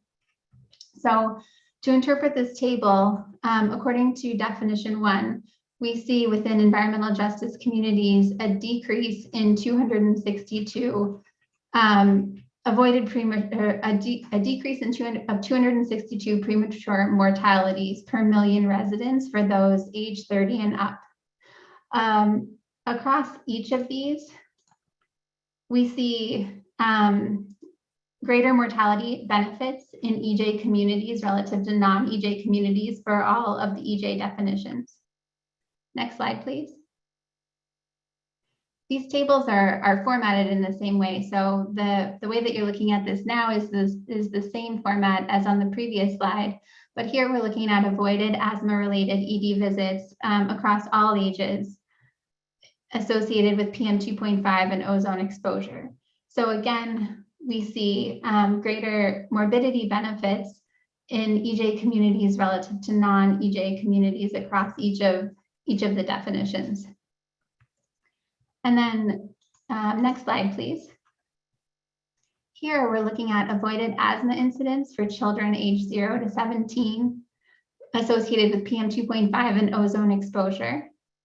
And this is the decrease per million residents aged 0 to 17. The value that stands out here in definition 3, we see a proportionally larger decrease in asthma incidence in those in non-EJ communities, where we see the opposite pattern according to the other definitions. This is likely related to the way that ozone is formed in the basin and greater proportional reductions in ozone concentrations in non-EJ communities. And this is something that you'll see a little bit more in the coming slides. Next slide, please. So now we'll show I'll show you the distributional analysis. Next slide. The methods that we employed here were to estimate health risk associated with the baseline and 2022 AQMP policy scenarios using BenMap CE, and then calculating inequality index values for both the baseline and policy scenarios, and looking at the difference between them. The inequality indices summarize the distribution of exposure-related health risks among all of the census tracts in the basin. And then from there, we can analyze the between and within EJ group inequality. On the next slide, I'll tell you a little more about that. So here is an illustrative example of the distributional analysis and how we are looking at this information. I want to note that this is not the analysis that was performed. This is just so that I can talk a bit about what I'm talking about with between group and within group inequalities. So on the left-hand side, we see the baseline, an example baseline distribution that shows mortality risk on the x-axis and the number of census tracts on the y-axis. in this figure, you see greater mortality risk for EJ communities compared with non-EJ communities. In the post-AQMP distribution, on the right-hand side, you see that mortality risk has decreased for EJ communities.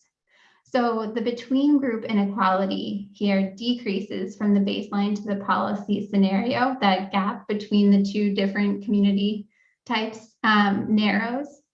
And then the within group inequality remains generally the same between the baseline and policy scenario. So let's go to the next slide. Here we can see the distribution of health risks across communities. And for ease of explanation, similar to the previous slides, we see PM2.5 and ozone-related risks associated with mortality on the left, asthma ED visits in the center, and asthma incidence on the right. Across each of these, we see that the risk has decreased across all groups, and inequality has decreased associated with both a relative measure of inequality and an absolute measure of inequality. And I'll talk a little bit more about that on the next slide. So this measure here that we're showing is based on the Atkinson index, which is a relative measure of inequality. So it's essentially looking at the ratio between values in different communities. And the table is formatted similarly to the previous, where we see the mortality risk on the left, asthma ED visit in the center, and asthma incidence on the right. If you take a look at the figure, you can see that inequality is decreasing both between and within EJ communities across both definitions 1 and definitions 1 and 2 for each of the health impacts. With definition 3, however, we see an increase in inequality between EJ and non-EJ communities in the top 25% for asthma incidence in children. This is likely related to the same phenomena that I spoke about earlier, where despite reduced health risks for both EJ and non-EJ communities, the increase in inequality here may be driven by ozone exposure, where the relative decline is less for EJ than non-EJ communities, defined as in accordance with SB 535. And then on the next slide, this is inequalities as defined by the Cone-Pollock index, which is an absolute measure of inequality. So here, instead of it being a ratio, it's just the difference in these values. And we see the same pattern, a decrease in inequality between and within EJ communities across each of the health impacts in each of the definitions, except for between EJ and non-EJ communities for child asthma incidence, according to definition 3. So it's related to that same phenomena of ozone exposure and the disproportionate reductions in exposure between EJ and non-EJ communities related to just as ozone formation. So I'm going to stop there. I know I've shared a lot of information in this presentation, so I look forward to hearing your questions. Thanks a lot, Stephanie. And so I think what we've what Stephanie just presented, and then what you'll find in the socioeconomic report, it's a bit of a deep dive on a statistical analysis using all of the best information that we have available to really try to tease out, okay, let's talk about environmental justice as quantitatively as we can. And there's, of course, a lot of ways to talk about and think about environmental justice, but this is, trying to be as quantitative as possible. And I think overall, what we're saying is overall, there are improvements from by improving air quality. Overall, there are improvements to environmental justice impacts. But if you can, disaggregate down a few levels down, you can find that perhaps for ozone, because ozone is higher in non-EJ areas under the SB 535 definition, you can get some slight changes in there that will be a little bit different, but the overall trend is an improvement. But then there's a lot of ways to sort of try to quantify this. Okay, so thank you for all that, Stephanie. I do want to open it up here for advisory council as well as STMPR to see, are there any questions, comments, thoughts on what you've seen so far? Looks like Anna, your hand's raised. Yes, hi, good morning. Well, good afternoon now, sorry. I had a question. When you're showing the charts and talking about the mortality rates for 2037, are we basing that number on the current data that we have approximately 5,000 annual mortalities due to air pollution? Is that what we're comparing it to, or what do we mean by, like the numbers that you're showing us based on what baseline? I guess I wasn't understanding that part. Maybe I can take the first crack first. At the end of the number that you refer to, the 5,000 premature deaths actually came from an analysis that was provided by CARB, California Air Resources Board. So they look back at historical years and to see that what would have been the premature deaths that could have been avoided if we have attained those different clean air standards. And this analysis is actually based on a forward-looking analysis. So we're looking at if we implement the revised draft 2022 AQMP and attain standards by year 2037, how many cases of premature deaths could be avoided, and also all the other hospitalization, other morbidity incidents cases could be avoided going forward. So that number is a little bit different. So again, the 5,000 number goes back to historical years. And then the analysis that Stephanie just presented here is based on the analysis that Henry Roman presented like in the previous agenda item. I hope that clarifies your question. Yeah, thank you so much for that clarification. And I have one more comment, I guess, / question. So, I've been following the EPA trends on PM 2.5 and ozone. And also, we have purple air monitors all over the IE.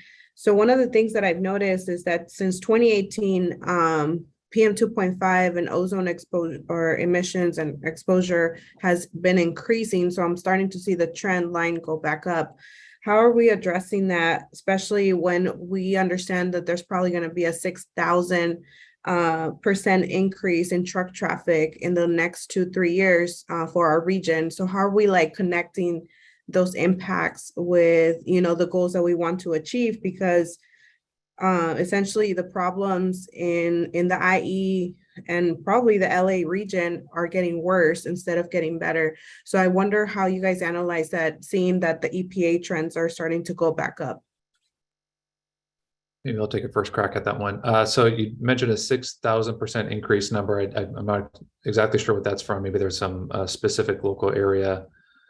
Yeah, sorry, we've been working with Pitzer and Redford Conservancy, and we have an app that we've been using that was, developed by Radical Research. And so we can share that, but that's how we are putting those numbers together based on the 1.2 truck trips a day that we are getting in the inland region, and seeing how many more warehouses are going to be opening up in the next 2-3 years. So that's how we came up with that number. So that's an inside, I guess, study. Sorry, I wanted to clarify that. Yeah, no, appreciate that. I think overall, what I can say, let me just touch on the truck traffic piece first, and then we'll get to the air quality question, which I think was your main question. On the truck traffic side, we do rely on the transportation model provided by SCAG, which is the Regional Transportation Plan, that does in fact show increasing truck traffic throughout the basin, and it varies depending on where you look. And what Inland Empire has one look, the Valley has another look, the Hort area has another look, but we do rely on that, and then all the emissions distribution based on that increasing truck traffic. So that's all included. All that growth that SCAG projects is included in our air quality management plan. From there, we then say, okay, there's the requirements that are, from existing regulations that are going to ratchet down. And then on top of that, we're going to layer on all the CARB requirements and all the AQMD requirements on top of that to continue to reduce on top of all of that growth. So what you're seeing is the net out of all of that and all the analysis here. Getting to your question about, recent years and the trends in the recent years, we're certainly, paying attention to all of that as well. I think there's, I know that there's been some presentations in the past, for example, to our mobile source committee, where we've talked about some of the recent trends. And what are our thoughts on it? It can come down to a few things. One is we do think that what's most important is emissions are continuing to decrease. And we know that that's really the most important thing to do here, is to continue to decrease emissions. This plan relies on reducing emissions even further. And that's the only way that we're going to be able to get there. That's what's worked for decades in the past. We envision that same paradigm needs to happen in the future. And we do think that emissions are continuing to come down as regulations are implemented. That said, we've had some bad meteorology the last few years. The weather hasn't been great. The pandemic had some kind of odd chemistry going on. It was a really strange time in the economy. Things looked a little different in the pandemic year, but we also had really bad meteorology that year for forming ozone, for example. And so we've seen some of that bad meteorology. We are, required to use fixed methodology for meteorology, and how do we incorporate that into our models. We've have looked at studies of, what if meteorology changes in the future, and trying to see, well, how does that affect air quality, for example, with climate change? And we've tried to study that as well in some detail. But overall, I think the overall picture is year to year, we do see some fluctuation in air quality. And when it goes up, nobody likes it when it goes up, but we do expect to see some fluctuation. That's what one would expect with meteorology going up and down. The overall trend is, with decreased emissions, we are going to attain the standards, and that is the only way to get there. And that's what this plan is doing. I don't know if that answers your question, but we are going to see year to year, is it going to be bumpiness? We don't like the up bumpiness. We like the down bumpiness, right? But that's the overall trend. Yeah, no, thank you so much, Ian. And it just I'm trying to understand the science of it and everything, because as a, community-based building organization, we're seeing the impacts. We're seeing more sick kids, right? We're seeing more deaths, especially through COVID. And so thinking about also how carbon dioxide in the atmosphere takes 100 years to get cleaned. And here we are adding more, especially in our region. And I'm speaking specifically to San Bernardino and Riverside counties. And so I'm trying, I commend the staff at AQMD and all of your hard work. And I think we're going in the right direction. I just feel like specifically for our region, it's getting a little bit worse, and we can't keep up with the growth of logistics and truck traffic while we are trying to attain all these, cool regulations to protect the health. And so I wanted to be mindful and bring that out there, because for us living here in the region, it looks worse. But I do see how this plan would benefit us all in our region to get to those goals. So thank you for that. Thank you. Thanks for your comments, Anna. Bill, you have your hand raised?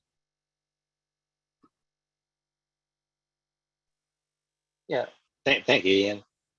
Yes, I got a couple of questions on the earlier part of your presentation on avoided asthma-related emergency room visits for all ages. I just see a remarkably low number of visits. I guess those are each, right? 42 cases to 24 cases, 41 to 45 and 41 in EJ communities, and significantly higher in more affluent communities under definition 1. But I just want to pause really quick, Bill, just to make sure I'm understanding this right. I think those are per million. I'll ask Stephanie to clarify. This is a per capita, a per million basis, right? It is per million, but I also acknowledge what Bill is saying. There was a typo in the slide for the non-EJ communities there. I Henry just pointed it out to me, and I'm going to send an updated version over to Elaine shortly. Oh, okay, so that's those would be 42 to 24 cases per million people. Stephanie's nodding her head yes. Yes. Oh. Sorry, I apologize. Yes, those are, so for example, for avoided asthma-related ED visits for people of all ages, according to definition 1 in the top 50% of EJ communities, there are 42 cases decrease per million residents. Decrease. In EJ communities, yes. Okay, and then comparing it with the next slide, avoided asthma incidences from ages 0 to 17. And I guess that's the same thing per million people then, right? Per million residents who are age 0 to 17. So that's among children. But then there's such a remarkable increase in the avoided asthma incidences, and I would assume, or I guess my question is, an avoided asthma incidence, and I happen to be an asthmatic, and I'm way over 17, but I mean, I've had decades of avoided asthma incidences compared to less than a handful of emergency room asthma-related visits. What's the basis for the numbers that you have there if they're avoided? I imagine that those people didn't see a doctor at an office visit or go to an admitting room from admitting records. If they're avoided, how do you arrive at not only that number, but any number? Yeah, so thanks very much for your question. I think there are two different pieces there. One is the definition of asthma incidence.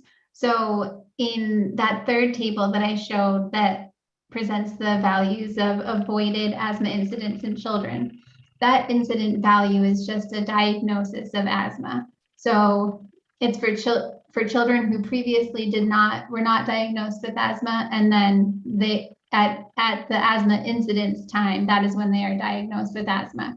So it doesn't have to do with future exacerbations or future doctor visits or anything like that. It's just going from someone who does not have asthma to who does have asthma. So that's the distinction between the asthma incidence values and the ED visit values. So, and so then, where did I'm sorry, but where did those numbers come from? Is that a survey of doctors, of pulmonologists, I guess, that they've had X number of cases in a year? So this goes back to the way that the avoided cases were measured that Henry and Elaine presented. So I'll let Henry jump in here with the explanation of that calculation. Yeah, so the way that those are estimated are based on epidemiological studies that have followed populations over time and looked for initial diagnoses of asthma. So in this case, I believe there's two different studies, both of which, excuse me, both of which followed pediatric populations from birth for, until I believe at least age 14 or 15. And basically, had monitored health status, including diagnosis of asthma. So basically, this is the health outcome is first diagnosis of asthma or new onset asthma. So people who had previously been considered non-asthmatic would now be considered asthmatics. And basically, the epidemiological study is relating that outcome of asthmatic status with concentrations of PM 2.5 or ozone on the development of that change in status. And there's a study, I believe there's one study that was conducted in Canada, and there's another study that was actually conducted in California. And we use both those studies and combine the results of them for purposes of coming up with these numbers. And if I can add to what Henry just said, is that we look at those studies, right? The local study as much as possible, identify the effects, and we also utilize local incidence data. And as what Henry mentioned earlier, that we actually go down to zip code level, like as much as possible. So then we can apply the effect to our what we call baseline incidence. So if nothing happens, what would be the likelihood to be diagnosed with asthma among children, and then applying the effects of concentration changes related to the diagnosis changes. And then we use that combined with the baseline incidence. That's how we come up with the effects. I hope this provides some more clarity. Yeah. So then, Elaine, I guess what I'm hearing is from you and Henry that once a child has been diagnosed by an epidemiologist or by a pediatrician with asthma, they are part of that study going forward, whether they outgrow the asthma, die from it, or die from something else. Is that correct? Henry, please correct me if I'm wrong, but then I believe that this is a population-wide study. So we're looking at data points at each individual snapshot, right? So we're counting the cases of asthma diagnosis. We're not tracking every individual throughout their lifetime. So, right. But once you've been diagnosed, once an individual is diagnosed, then they become part of the population or that cohort or whatever term you're using going forward, and they're part of that forevermore. Yeah, I mean, different studies look at different endpoints. In this case, the study happened to basically be focused on an endpoint of first asthma diagnosis. So that's what the study would be focused on, relating with the probability of that first diagnosis. That's what the study would be focused on relating with air pollution. So I mean, those persons may be continue to be part of the study, but for purposes of what they were analyzing in that particular research endeavor, that's their endpoint. And I think what really, Bill, to get to, I think the question you're asking, what we're talking about with these figures, it's really just a before and after. If we have the plan, it looks one way. If we don't have the plan, it looks another way. And so what's shown here is the difference between those two based off of epidemiological studies. Thank you. Yeah, just the numbers of fewer asthmatics that would be expected in the population. Right. All right. Thanks, Bill. Maybe we can go on to G-Show. Apologize if I said your name wrong. Oh, no worries. J-Show. Thank you. J-Show. Thank you. Yeah, I appreciate the presentation and the environmental justice analysis. I just wanted to ask if the projections are based off regulations that are fully enforced. I've just seen regulations and policies that are passed, but because of lack of enforcement, we don't really reach the goals that the intended regulations were created for. Maybe I'll take a crack at it. So what is shown in this presentation are for future regulations. That the baseline assumes that there's an existing regulatory framework, and there is some assumption there that those regulations are in fact enforced. And similarly, moving forward in the future, we also assume that those regulations would be enforced, the future regulations, as they would be implemented.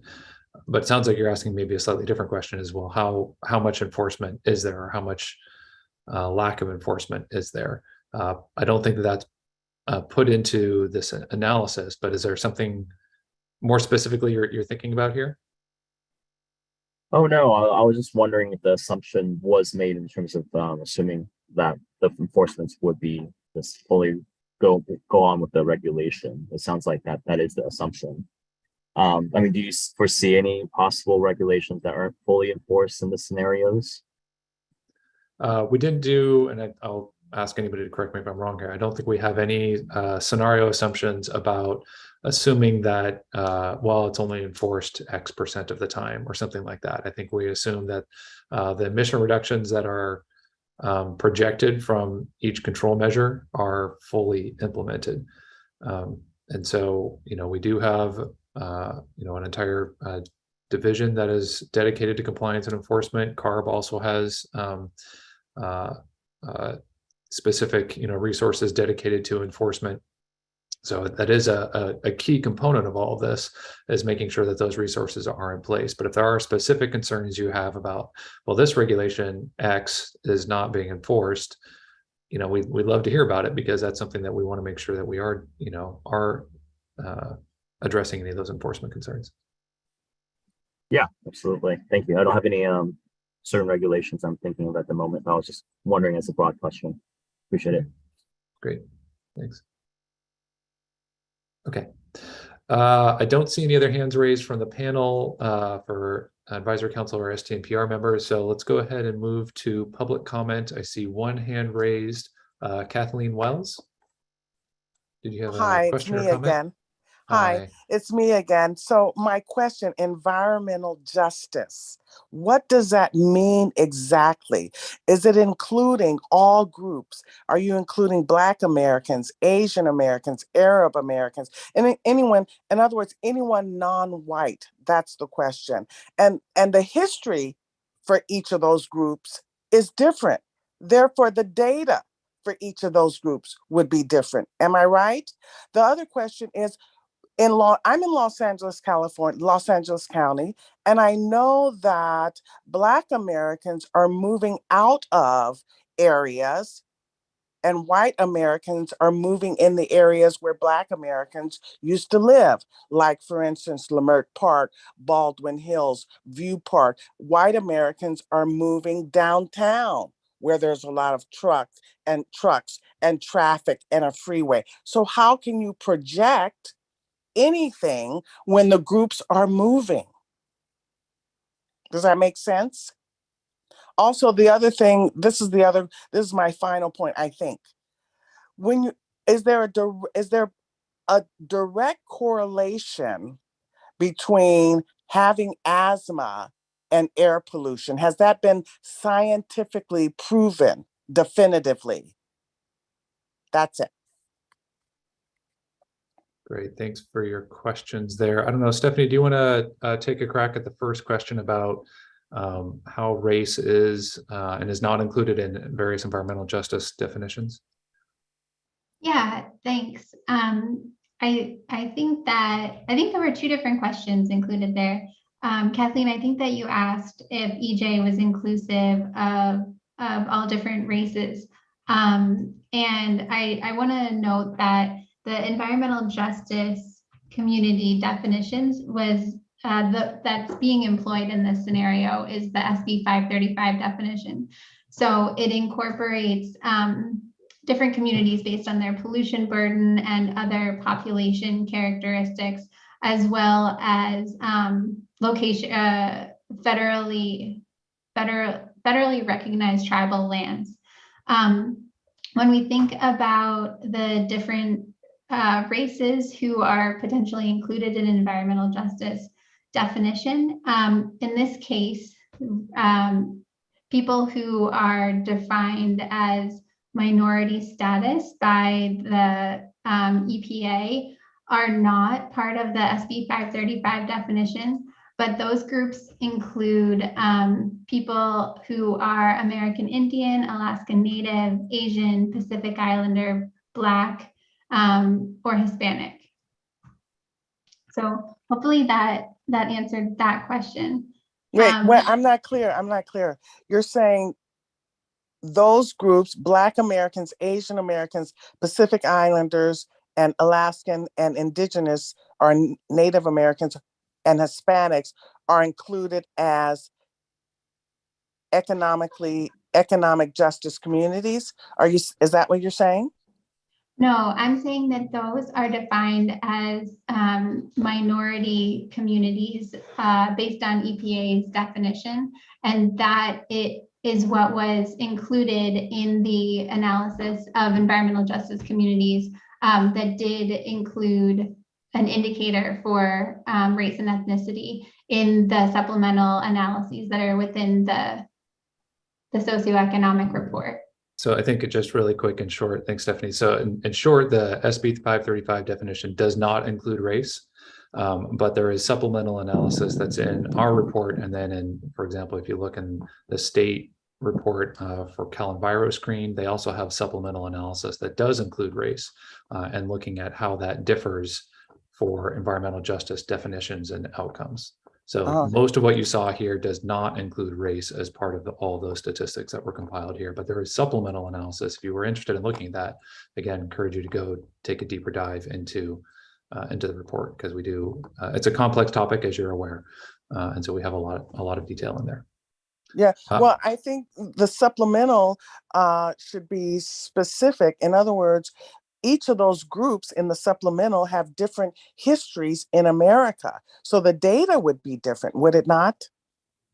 Yes, and as you're indicating, this is a complex topic, and so there is a lot that's included as part of thinking about that. There is some element of looking at demographics as they are at any certain period and looking at health impacts as they exist relative to those demographics. And there's a whole history that goes through all that, but then it's also looking at it as it, is recorded in a certain, period, for example, and what are those effects? Certainly history can affect that. I do want to keep moving on this. We have a lot left to go. Maybe Henry, can you just very quickly address the correlation between asthma and air quality and how that's considered here? Yeah, actually two things. One, just we do take into account population projections done by the state of California. So to the extent that these trends that you cited, are reflected and are noted sort of in terms of where people are moving from and to, our future projections ought to capture those. Obviously, any projection is associated with some uncertainty, but we do try to take into account and forecast what population will look like in the future when we do these calculations.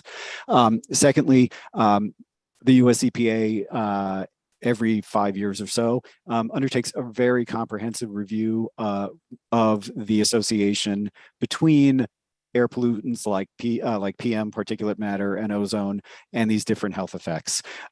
These are publicly available documents. They're called the Integrated Science Assessments, and I would refer you to those documents to understand EPA's conclusions regarding the weight of evidence, sort of how persuasive they find the evidence to be related to whether or not there's a causal relationship between ozone and asthma and PM 2.5 and asthma.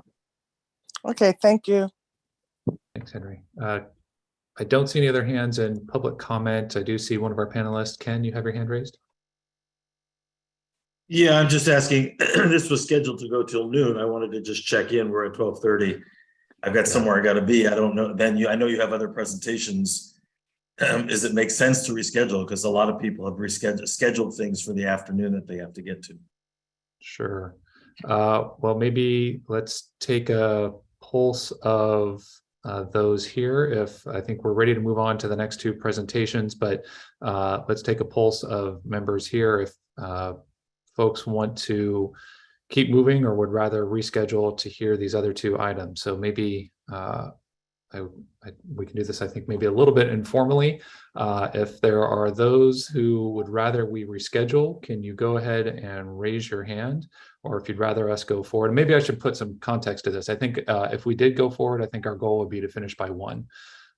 So if folks are okay continuing on and finishing by 1, leave your hand down. If you would rather reschedule and bring these other two items at a different time, raise your hand. Maybe we can just do a little bit of informal polling on that. So I see a couple hands raised to reschedule. Anybody else want to reschedule? Okay, so it looks like we might lose a couple people, and I apologize if we're going to lose folks. I know we're running long. There's a lot of content to cover, but maybe we can try to get through as quickly as we can on these items. And Ken, I apologize for I'll have to excuse myself. Unfortunately, I'll miss it. It's stuff that I really wanted to watch, but if it says it's going till noon, it's going, it should go to noon. So yeah, Apologize for that. We are going to have a Apologies. webcast. You can come back and take a look at the webcast. That'll be online. So I do apologize. We're running a little long here. Let's go ahead and keep moving then in the interest of time. So then, Elaine, I think you were going to touch on this next agenda item. Yep. So we're going to talk about job impacts in this presentation. Next slide, please. And so I wanted to offer you a summary of our projected job impacts. On this chart, you can see that the green bars on the top, they are the projected job impacts year by year associated with health benefits. And the navy blue bars underneath, they are associated with incremental costs. So the purple dashed lines, those are the combined impacts. So overall, when we look at the combined impacts, we would see that for our region, the annualized job growth rate would slow down to 0.27% when compared to the baseline growth rate of 0.44% between year 2023 and 2037. But I do want to emphasize that we are still on a positive job growth trajectory. And so this slower job growth rate is associated with the net jobs foregone of 17,000 when compared to the annual average baseline, and we're in an economy with over 10 million jobs in total. Next slide, please. And so here I'm going to hand it over to Peter, who will talk about the model we use for our impacts simulation.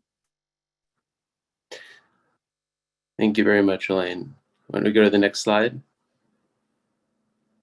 REMI has been a regional economic forecasting firm that has a model that clients have been using since 1980. We've been in operation for over 40 years. South Coast AQMD has been a user of the model for many of those years. The model incorporates a wealth of government data and forecasts to build underlying forecasts, and then has a modeling structure to understand the impacts of any kinds of economic changes for South Coast. In this particular case, looking at control measures. So those data sources include employment and wages, on the economic side, detailed population, as well as many other data points. And the sources include the BLS, the BEA, the Census Bureau, the Congressional Budget Office, and many others. And as I mentioned, the REMI model uses all of that data to create our own built-in forecasts. We do also have the flexibility to modify forecasts, and South Coast takes advantage of this to incorporate the forecasts as they're required to. And then built off of those baseline forecasts, simulations can be run to model the kind of direct effects of, in the case of South Coast, control measures, including effects on costs or demand for certain industries, and et cetera. And comparing the new forecast after accounting for those control measures and comparing that against the baseline, we're able to isolate the impacts of those control measures. So we can go to the next slide. And really, this slide is really just kind of a visual representation of that process. What is the control measure under consideration? That's translated into the model. The control and the alternative forecasts are compared against each other based on the specifics of the control measure, and the impacts are calculated. We can go to the next slide.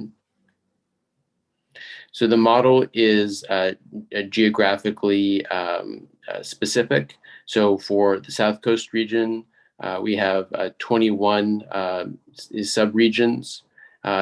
We also have the rest of California and the rest of the US as the 22nd and 23rd regions of South Coast's model that has been used for this analysis.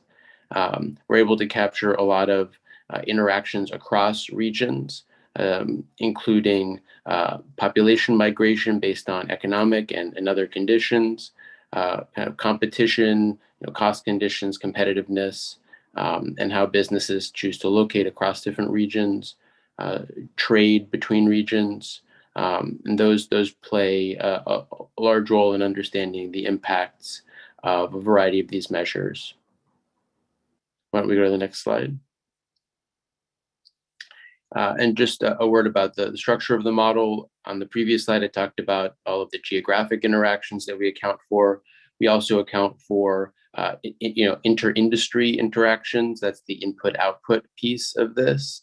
So we're able to understand, what is the supply chain for different industries, and with the trade piece, we're able to understand not only what industries are required in the supply chain, but where that's most likely to come from geographically for a particular region.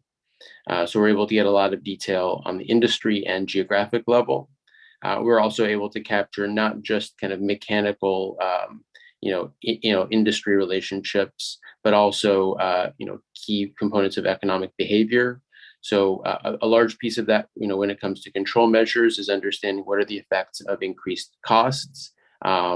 Oftentimes those will feed into changes in prices, and so the increases in costs can have effects on regional competitiveness, as well as prices. Sometimes prices are maybe passed on directly, depending on what industry and what region, and those can have effects on consumer behavior, such as consumption, as well as economic migration.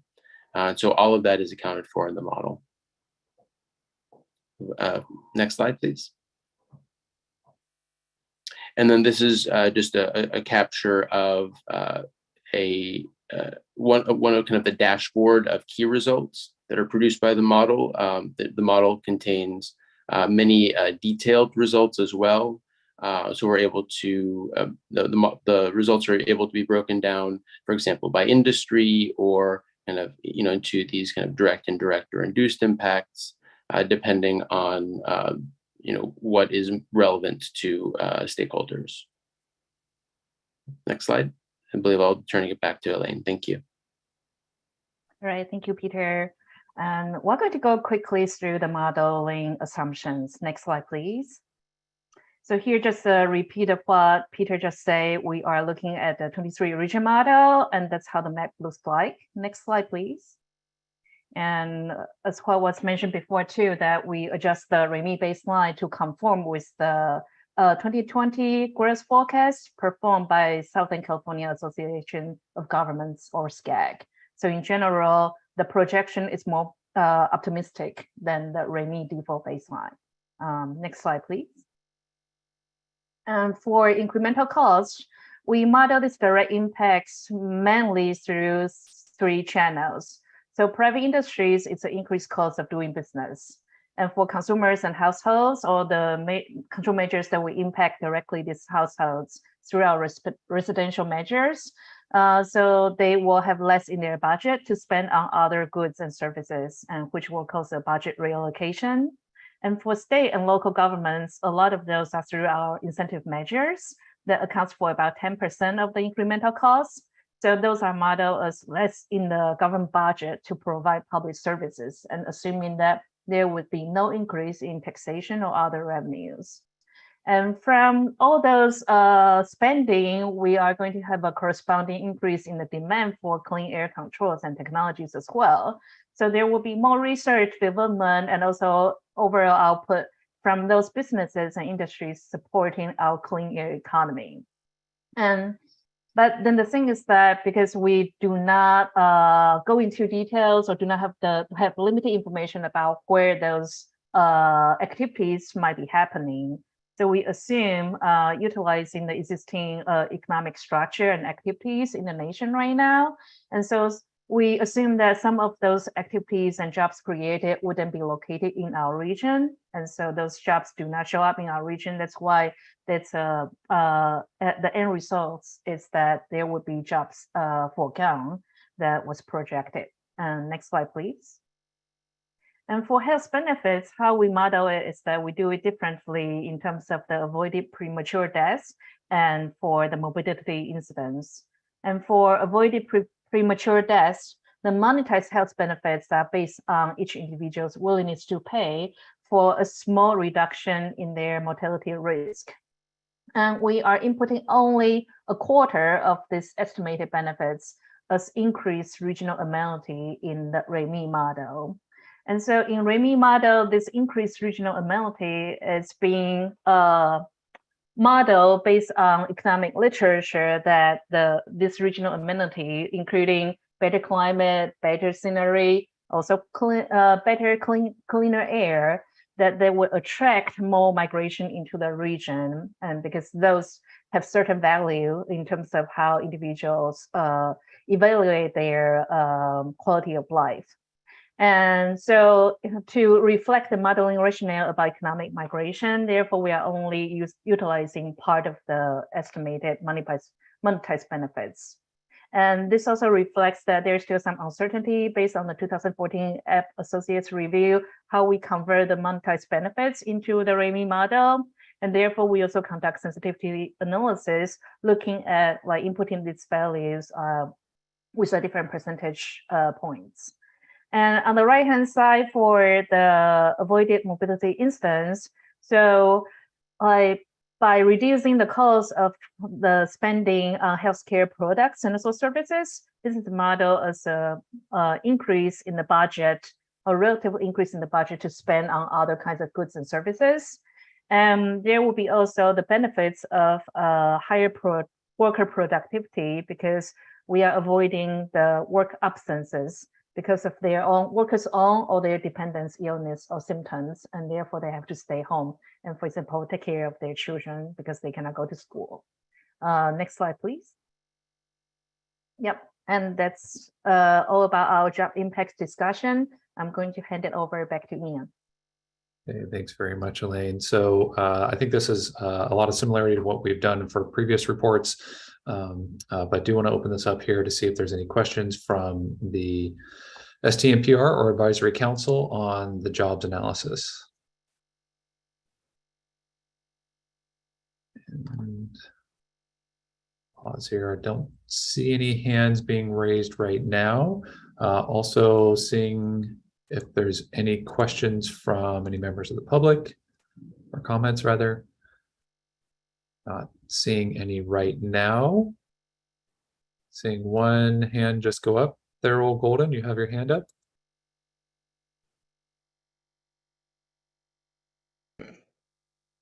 Yes, I have my hand up.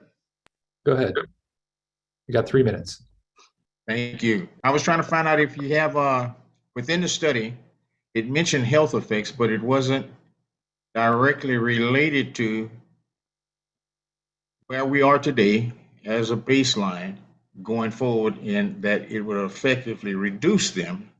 It wasn't nothing directly related to that. It was more of a general statement that this would create a better environment, cleaner air, therefore more people would come to the area.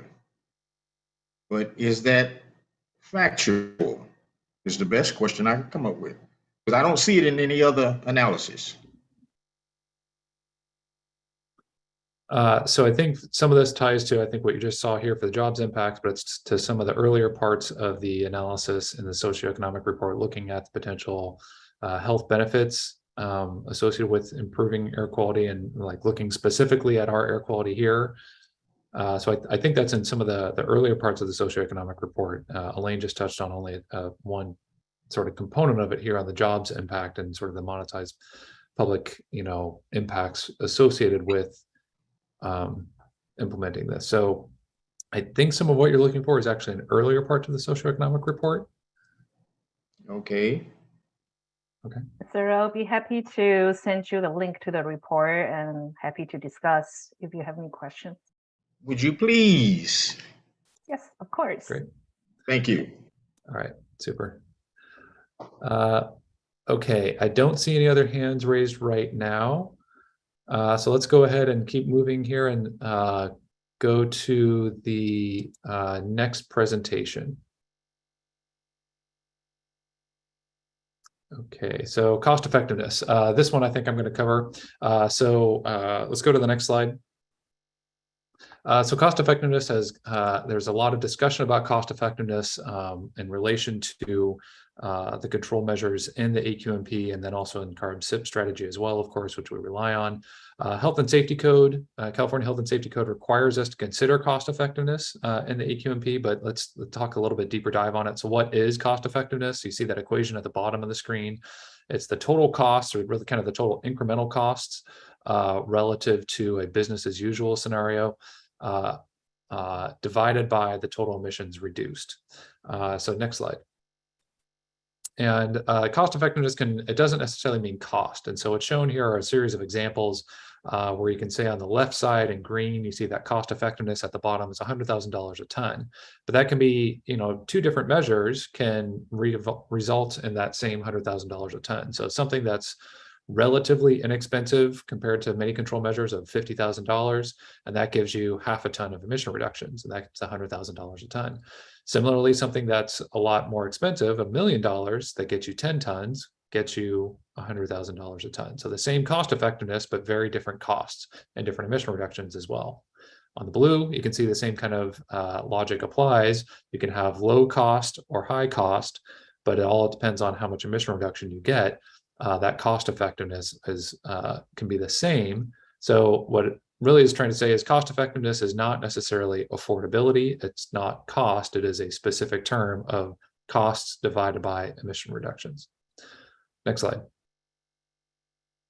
Okay, so for the cost effectiveness I mentioned before, the Health and Safety Code requires us to consider cost effectiveness in the AQMP. It requires both considering it to the extent possible. And again, this is early before we have a lot of the detailed information we would get during rulemaking, but consider it as much as we can, and then also rank the measures according to that cost effectiveness. When it comes to rulemaking, that's where we get a lot more, roll up our sleeves even more, where we get a lot more specific data and can really dive in deeper on what the costs are going to be. And also when there's a lot more details on how a control measure is going to be implemented, what are the specific requirements of a rule, that really affects the cost. And so all that really detailed analysis goes through into that rulemaking, whether it's establishing BART limits or what have you during the rulemaking analysis. Next slide.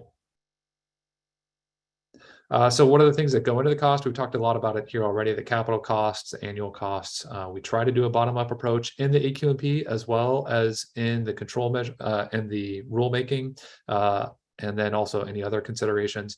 Often the difference here is just a matter of scale, that during rulemaking, we just kind of take this to the nth degree that we can, just use a lot more detailed data to refine the estimates and really look at the details of the control measure. But similar kind of approach in both, but rulemaking is, we're going to continue to do this kind of approach in rulemaking of as much detail as we can. Next slide. So the question has come up sometimes about, well, what sort of threshold should be considered for cost effectiveness? So we have to consider cost effectiveness, but there's different ways to consider it. So one approach is to do a threshold kind of approach. And the idea here is that if the cost effectiveness is above some certain threshold, additional actions would need to occur. So in previous AQMPs, what we've said is that there's more rigorous cost effectiveness analysis that would be needed. That can include things like looking at alternatives that might have a lower cost effectiveness, additional public process as well. In the draft AQMP, the draft 2022 AQMP, we proposed a cost effectiveness threshold of $59,000 per ton of NOx. And that was really just tying back to the 2016 AQMP, which was 50,000 per ton of NOx, and then inflating it just using standard inflation to bring it to today's dollars. We did hear some concerns that perhaps that cost effectiveness threshold is too low. And again, this is just to kick off some additional public process, but trying to streamline some of that process, maybe a different value should be considered. Next slide. I want to walk through right now, this is going to be a little bit of a complicated graph. So I'm going to walk through kind of what to think about costs and cost effectiveness in this AQMP. So what's shown here on the chart is on the vertical axis, you see cost effectiveness. And what we're going to show here is a whole series of bubbles, and each bubble will represent a control measure. The color of that bubble will represent who is the primary regulatory body for that source of emissions. And the size of the bubble will say how much emission reductions can be expected from that from that control measure. And we'll list the name for every control measure, and then also the number after the name is repeating how many tons reduced. So let's click.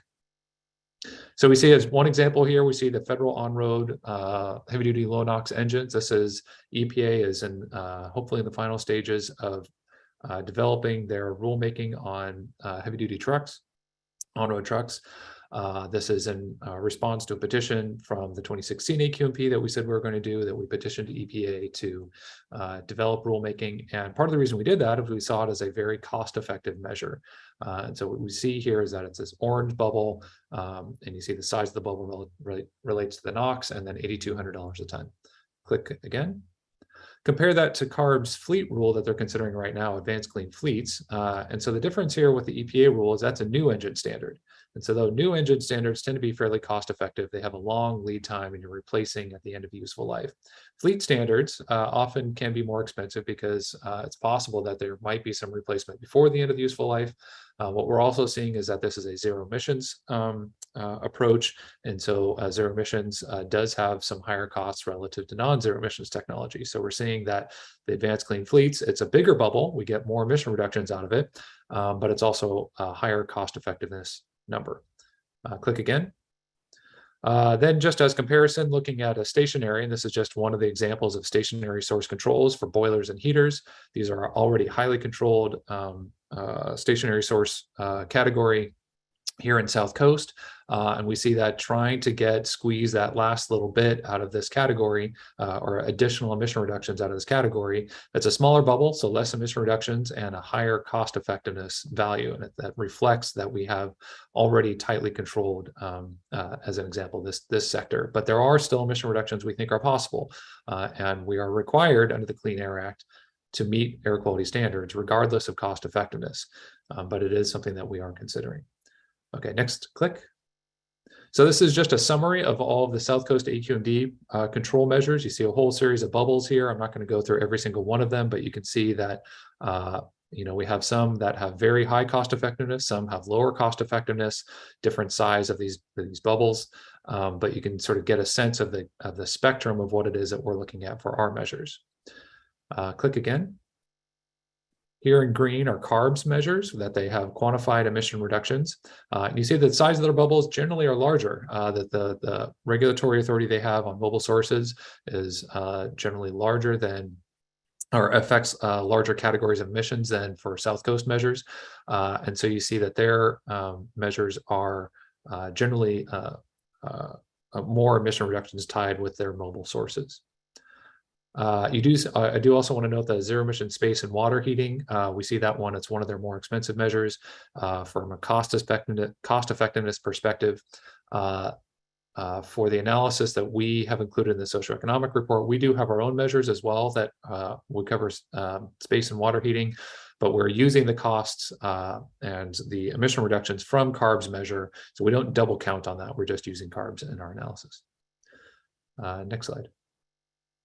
And then this is showing for the federal measures. For those, I should say federal measures, these are from sources that are largely regulated by, or primarily regulated by the federal government. So you see ships, for example, aircraft, very large bubbles here. We need significant emission reductions from these sources. They haven't been regulated in quite a long time relative to a lot of the other sources. And we need significant action here. And we think that many of these can be cost effective.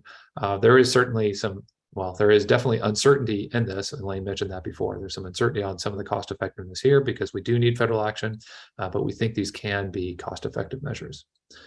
Then one more click, and you see this all together, right? So this is a little bit complicated when you look at it all at once, but I wanted to walk through some of how to think about this. And this largely, one can almost say this is the story of the AQMP. We see all the control measures all here. Where are you getting your emission reductions? What's that cost effectiveness look like?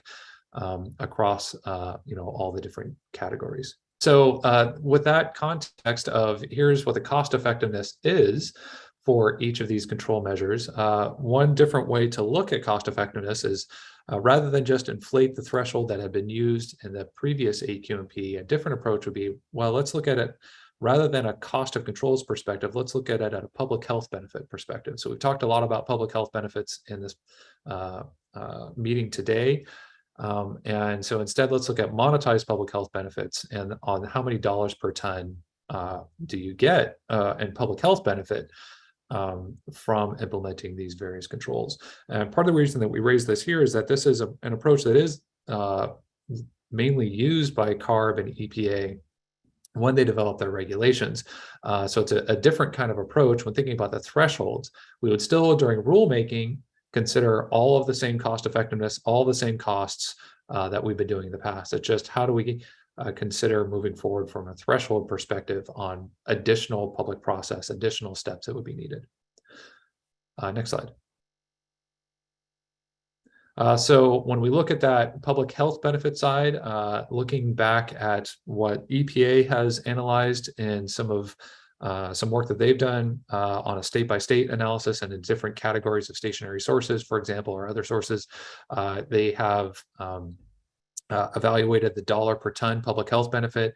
Our 2016 AQMP also did a similar thing of the dollar per ton public health benefit. We see about the same number of about $325,000 per ton of NOx reduced. That's the public health benefit for every ton of NOx reduced, looking here in South Coast.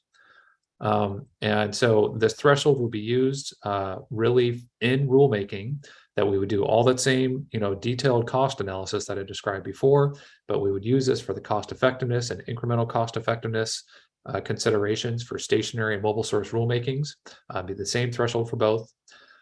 If the threshold is above, if the cost effectiveness is above this threshold, we would propose that we would hold a public meeting, and then we would also develop alternatives to bring to the board for their consideration to identify, and look at what are some alternatives that have a lower cost effectiveness. And we would present all of that to the board for their consideration. Next slide. Okay, so I went through a whole lot there. I do see one hand is raised. David, do you have a question or comment? Yes, thanks for the presentation. I really like the graphs as far as cost effectiveness and who's responsible for what reductions. In that light, I'm curious, since most of the reductions are coming from EPA, or at least the most cost effective ones, is that the way EPA looks at different control measures? If they're going to implement something, are they going through a similar process saying, here's what's cost effective, and this is how they will decide how to proceed? I'm just wondering if there's a disconnect between your cost effectiveness process and possibly what EPA would do with the same information. Just saw Sarah popped up. I'm not sure. Do you want to address this? Let me I'll take a crack at answering that, David, because coincidentally, the office I worked for at EPA was responsible for regulatory impact analyses for all of the national rulemaking. So that's where they look at costs.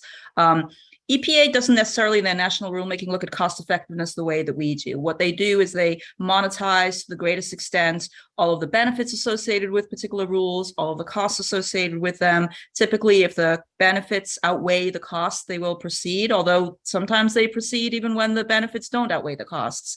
But so they're looking at it in more of a pure cost-benefit analysis approach versus kind of a threshold approach. But the way, if our alternative proposal, by tagging that threshold to public health benefits, is effectively incorporating a benefit cost approach as well. Thank you. All right, thanks. Bill, you have your hand raised? Yeah, thank you. I just want to make a comment that if you want to see, a marked impact on your cost analysis for job impacts and any of your other studies, a cost effectiveness of $325,000 per ton of NOx reduced would absolutely be a death knell for small businesses in this region or throughout California, but certainly in this region. And that would be businesses in EJ communities, as well as more affluent communities. There are very few businesses, if any, weighing the option of complying or just closing their doors as opposed to paying $325,000 or more, is just unheard of. And I will say it now, and I will continue to say it, that's just unreasonable for small businesses. I appreciate those comments, Bill. I think one of the questions, or one of the things that does come up is cost effectiveness is not necessarily cost. And I think your question is getting to affordability, which is really important. Cost effectiveness is part of that, but just because it has a high cost effectiveness, it doesn't necessarily mean it's high cost, but it can. And certainly, I think a lot of the controls, maybe I'm getting into semantics here, a lot of the controls that we're proposing in this definitely have some significant costs. That's why a lot of our control measures have also tried to build in some incentive programs to try to offset some of those costs. We haven't considered necessarily those incentive programs here in many of those control measures, but we know that that's a really important consideration in all of this. Okay. So I see one hand also in public comment. Kathleen Wells, looks like your hand is raised.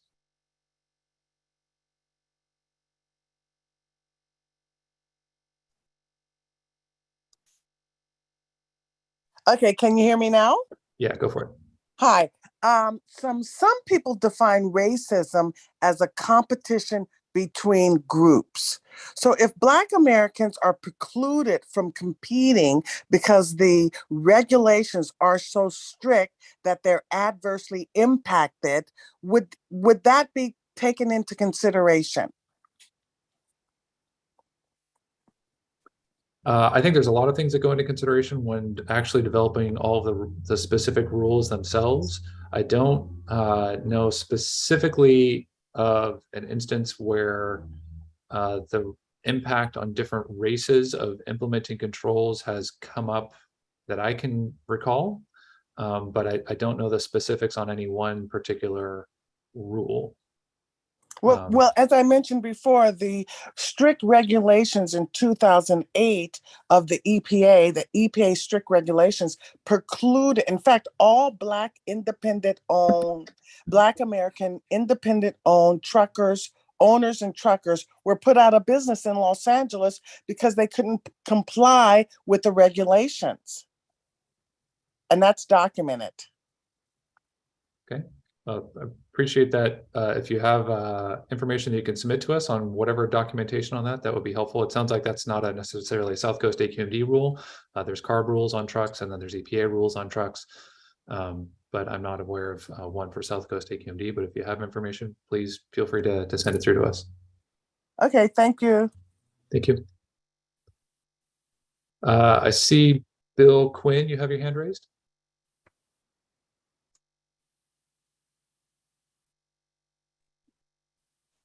Can you hear me now? Yeah, go for it. Bill Quinn with SEEB, and I have a question on the alternate threshold approach. I understand that it would trigger an additional public meeting. I think we could recognize that that's important. That's just fine, setting it at 325,000. But what concerns me, the other part that I heard you say is that when you exceed the threshold, it triggers a review of staff looking at potential alternatives and bringing potential alternatives to board for their consideration. So would this mean if you go with the 325,000, you would only look at alternatives that exceeded that amount rather than looking at alternatives at the original draft AQMP of 59,000? I don't think we have specified in and this is actually not in the socioeconomic report. I didn't clarify that. This is in the revised draft AQMP, right. This discussion in chapter 4. I don't think we specified on that. I think the idea is more cost-effective measures with lower cost effectiveness or alternatives would be considered. There would probably be trade-offs for that, or at least that's one could generally envision that. Okay, well, if you're looking at things that are lower cost effectiveness, the trade-off is maybe less emission reductions, but that would be presented. But that is going to look really, I think, different and unique for every control measure that's out there, and what those exact levels are. I don't think we can say right now. I think what's described is above. If it's above the threshold, then alternatives would be presented that are below that threshold, but they could be well below. Or maybe just below. I think it's going to depend on each measure. Thank you, Ian. Okay. Well, I know I said I was trying to get done by 1. We're close. We're 1:07. I know we went very long on this agenda today. I really do appreciate everyone who's stuck with us here and diving deep on these topics. They are, of course, very important in our consideration. Very much encourage everybody to go through the socioeconomic report. If you have comments, please submit them. If you have questions, feel free to reach out, contact us. We definitely are here to help discuss any questions that might arise. But really thank everybody for their feedback here today. I think just for clearing out the agenda, the only other thing we have is any other business that any of the STMPR or Advisory Council wants to bring up. Okay, not hearing any, see no hands raised and the attendees on that. Finally, any final public comment on matters that were not already covered in the agenda? Seeing none. Thank you very much, everybody, for sticking with us today. A lot of territory covered in this. Very much appreciate all the presenters and all the work that's gone into it to get to this point. And with that, we'll go ahead and adjourn the meeting. And until next time, thank you, everybody.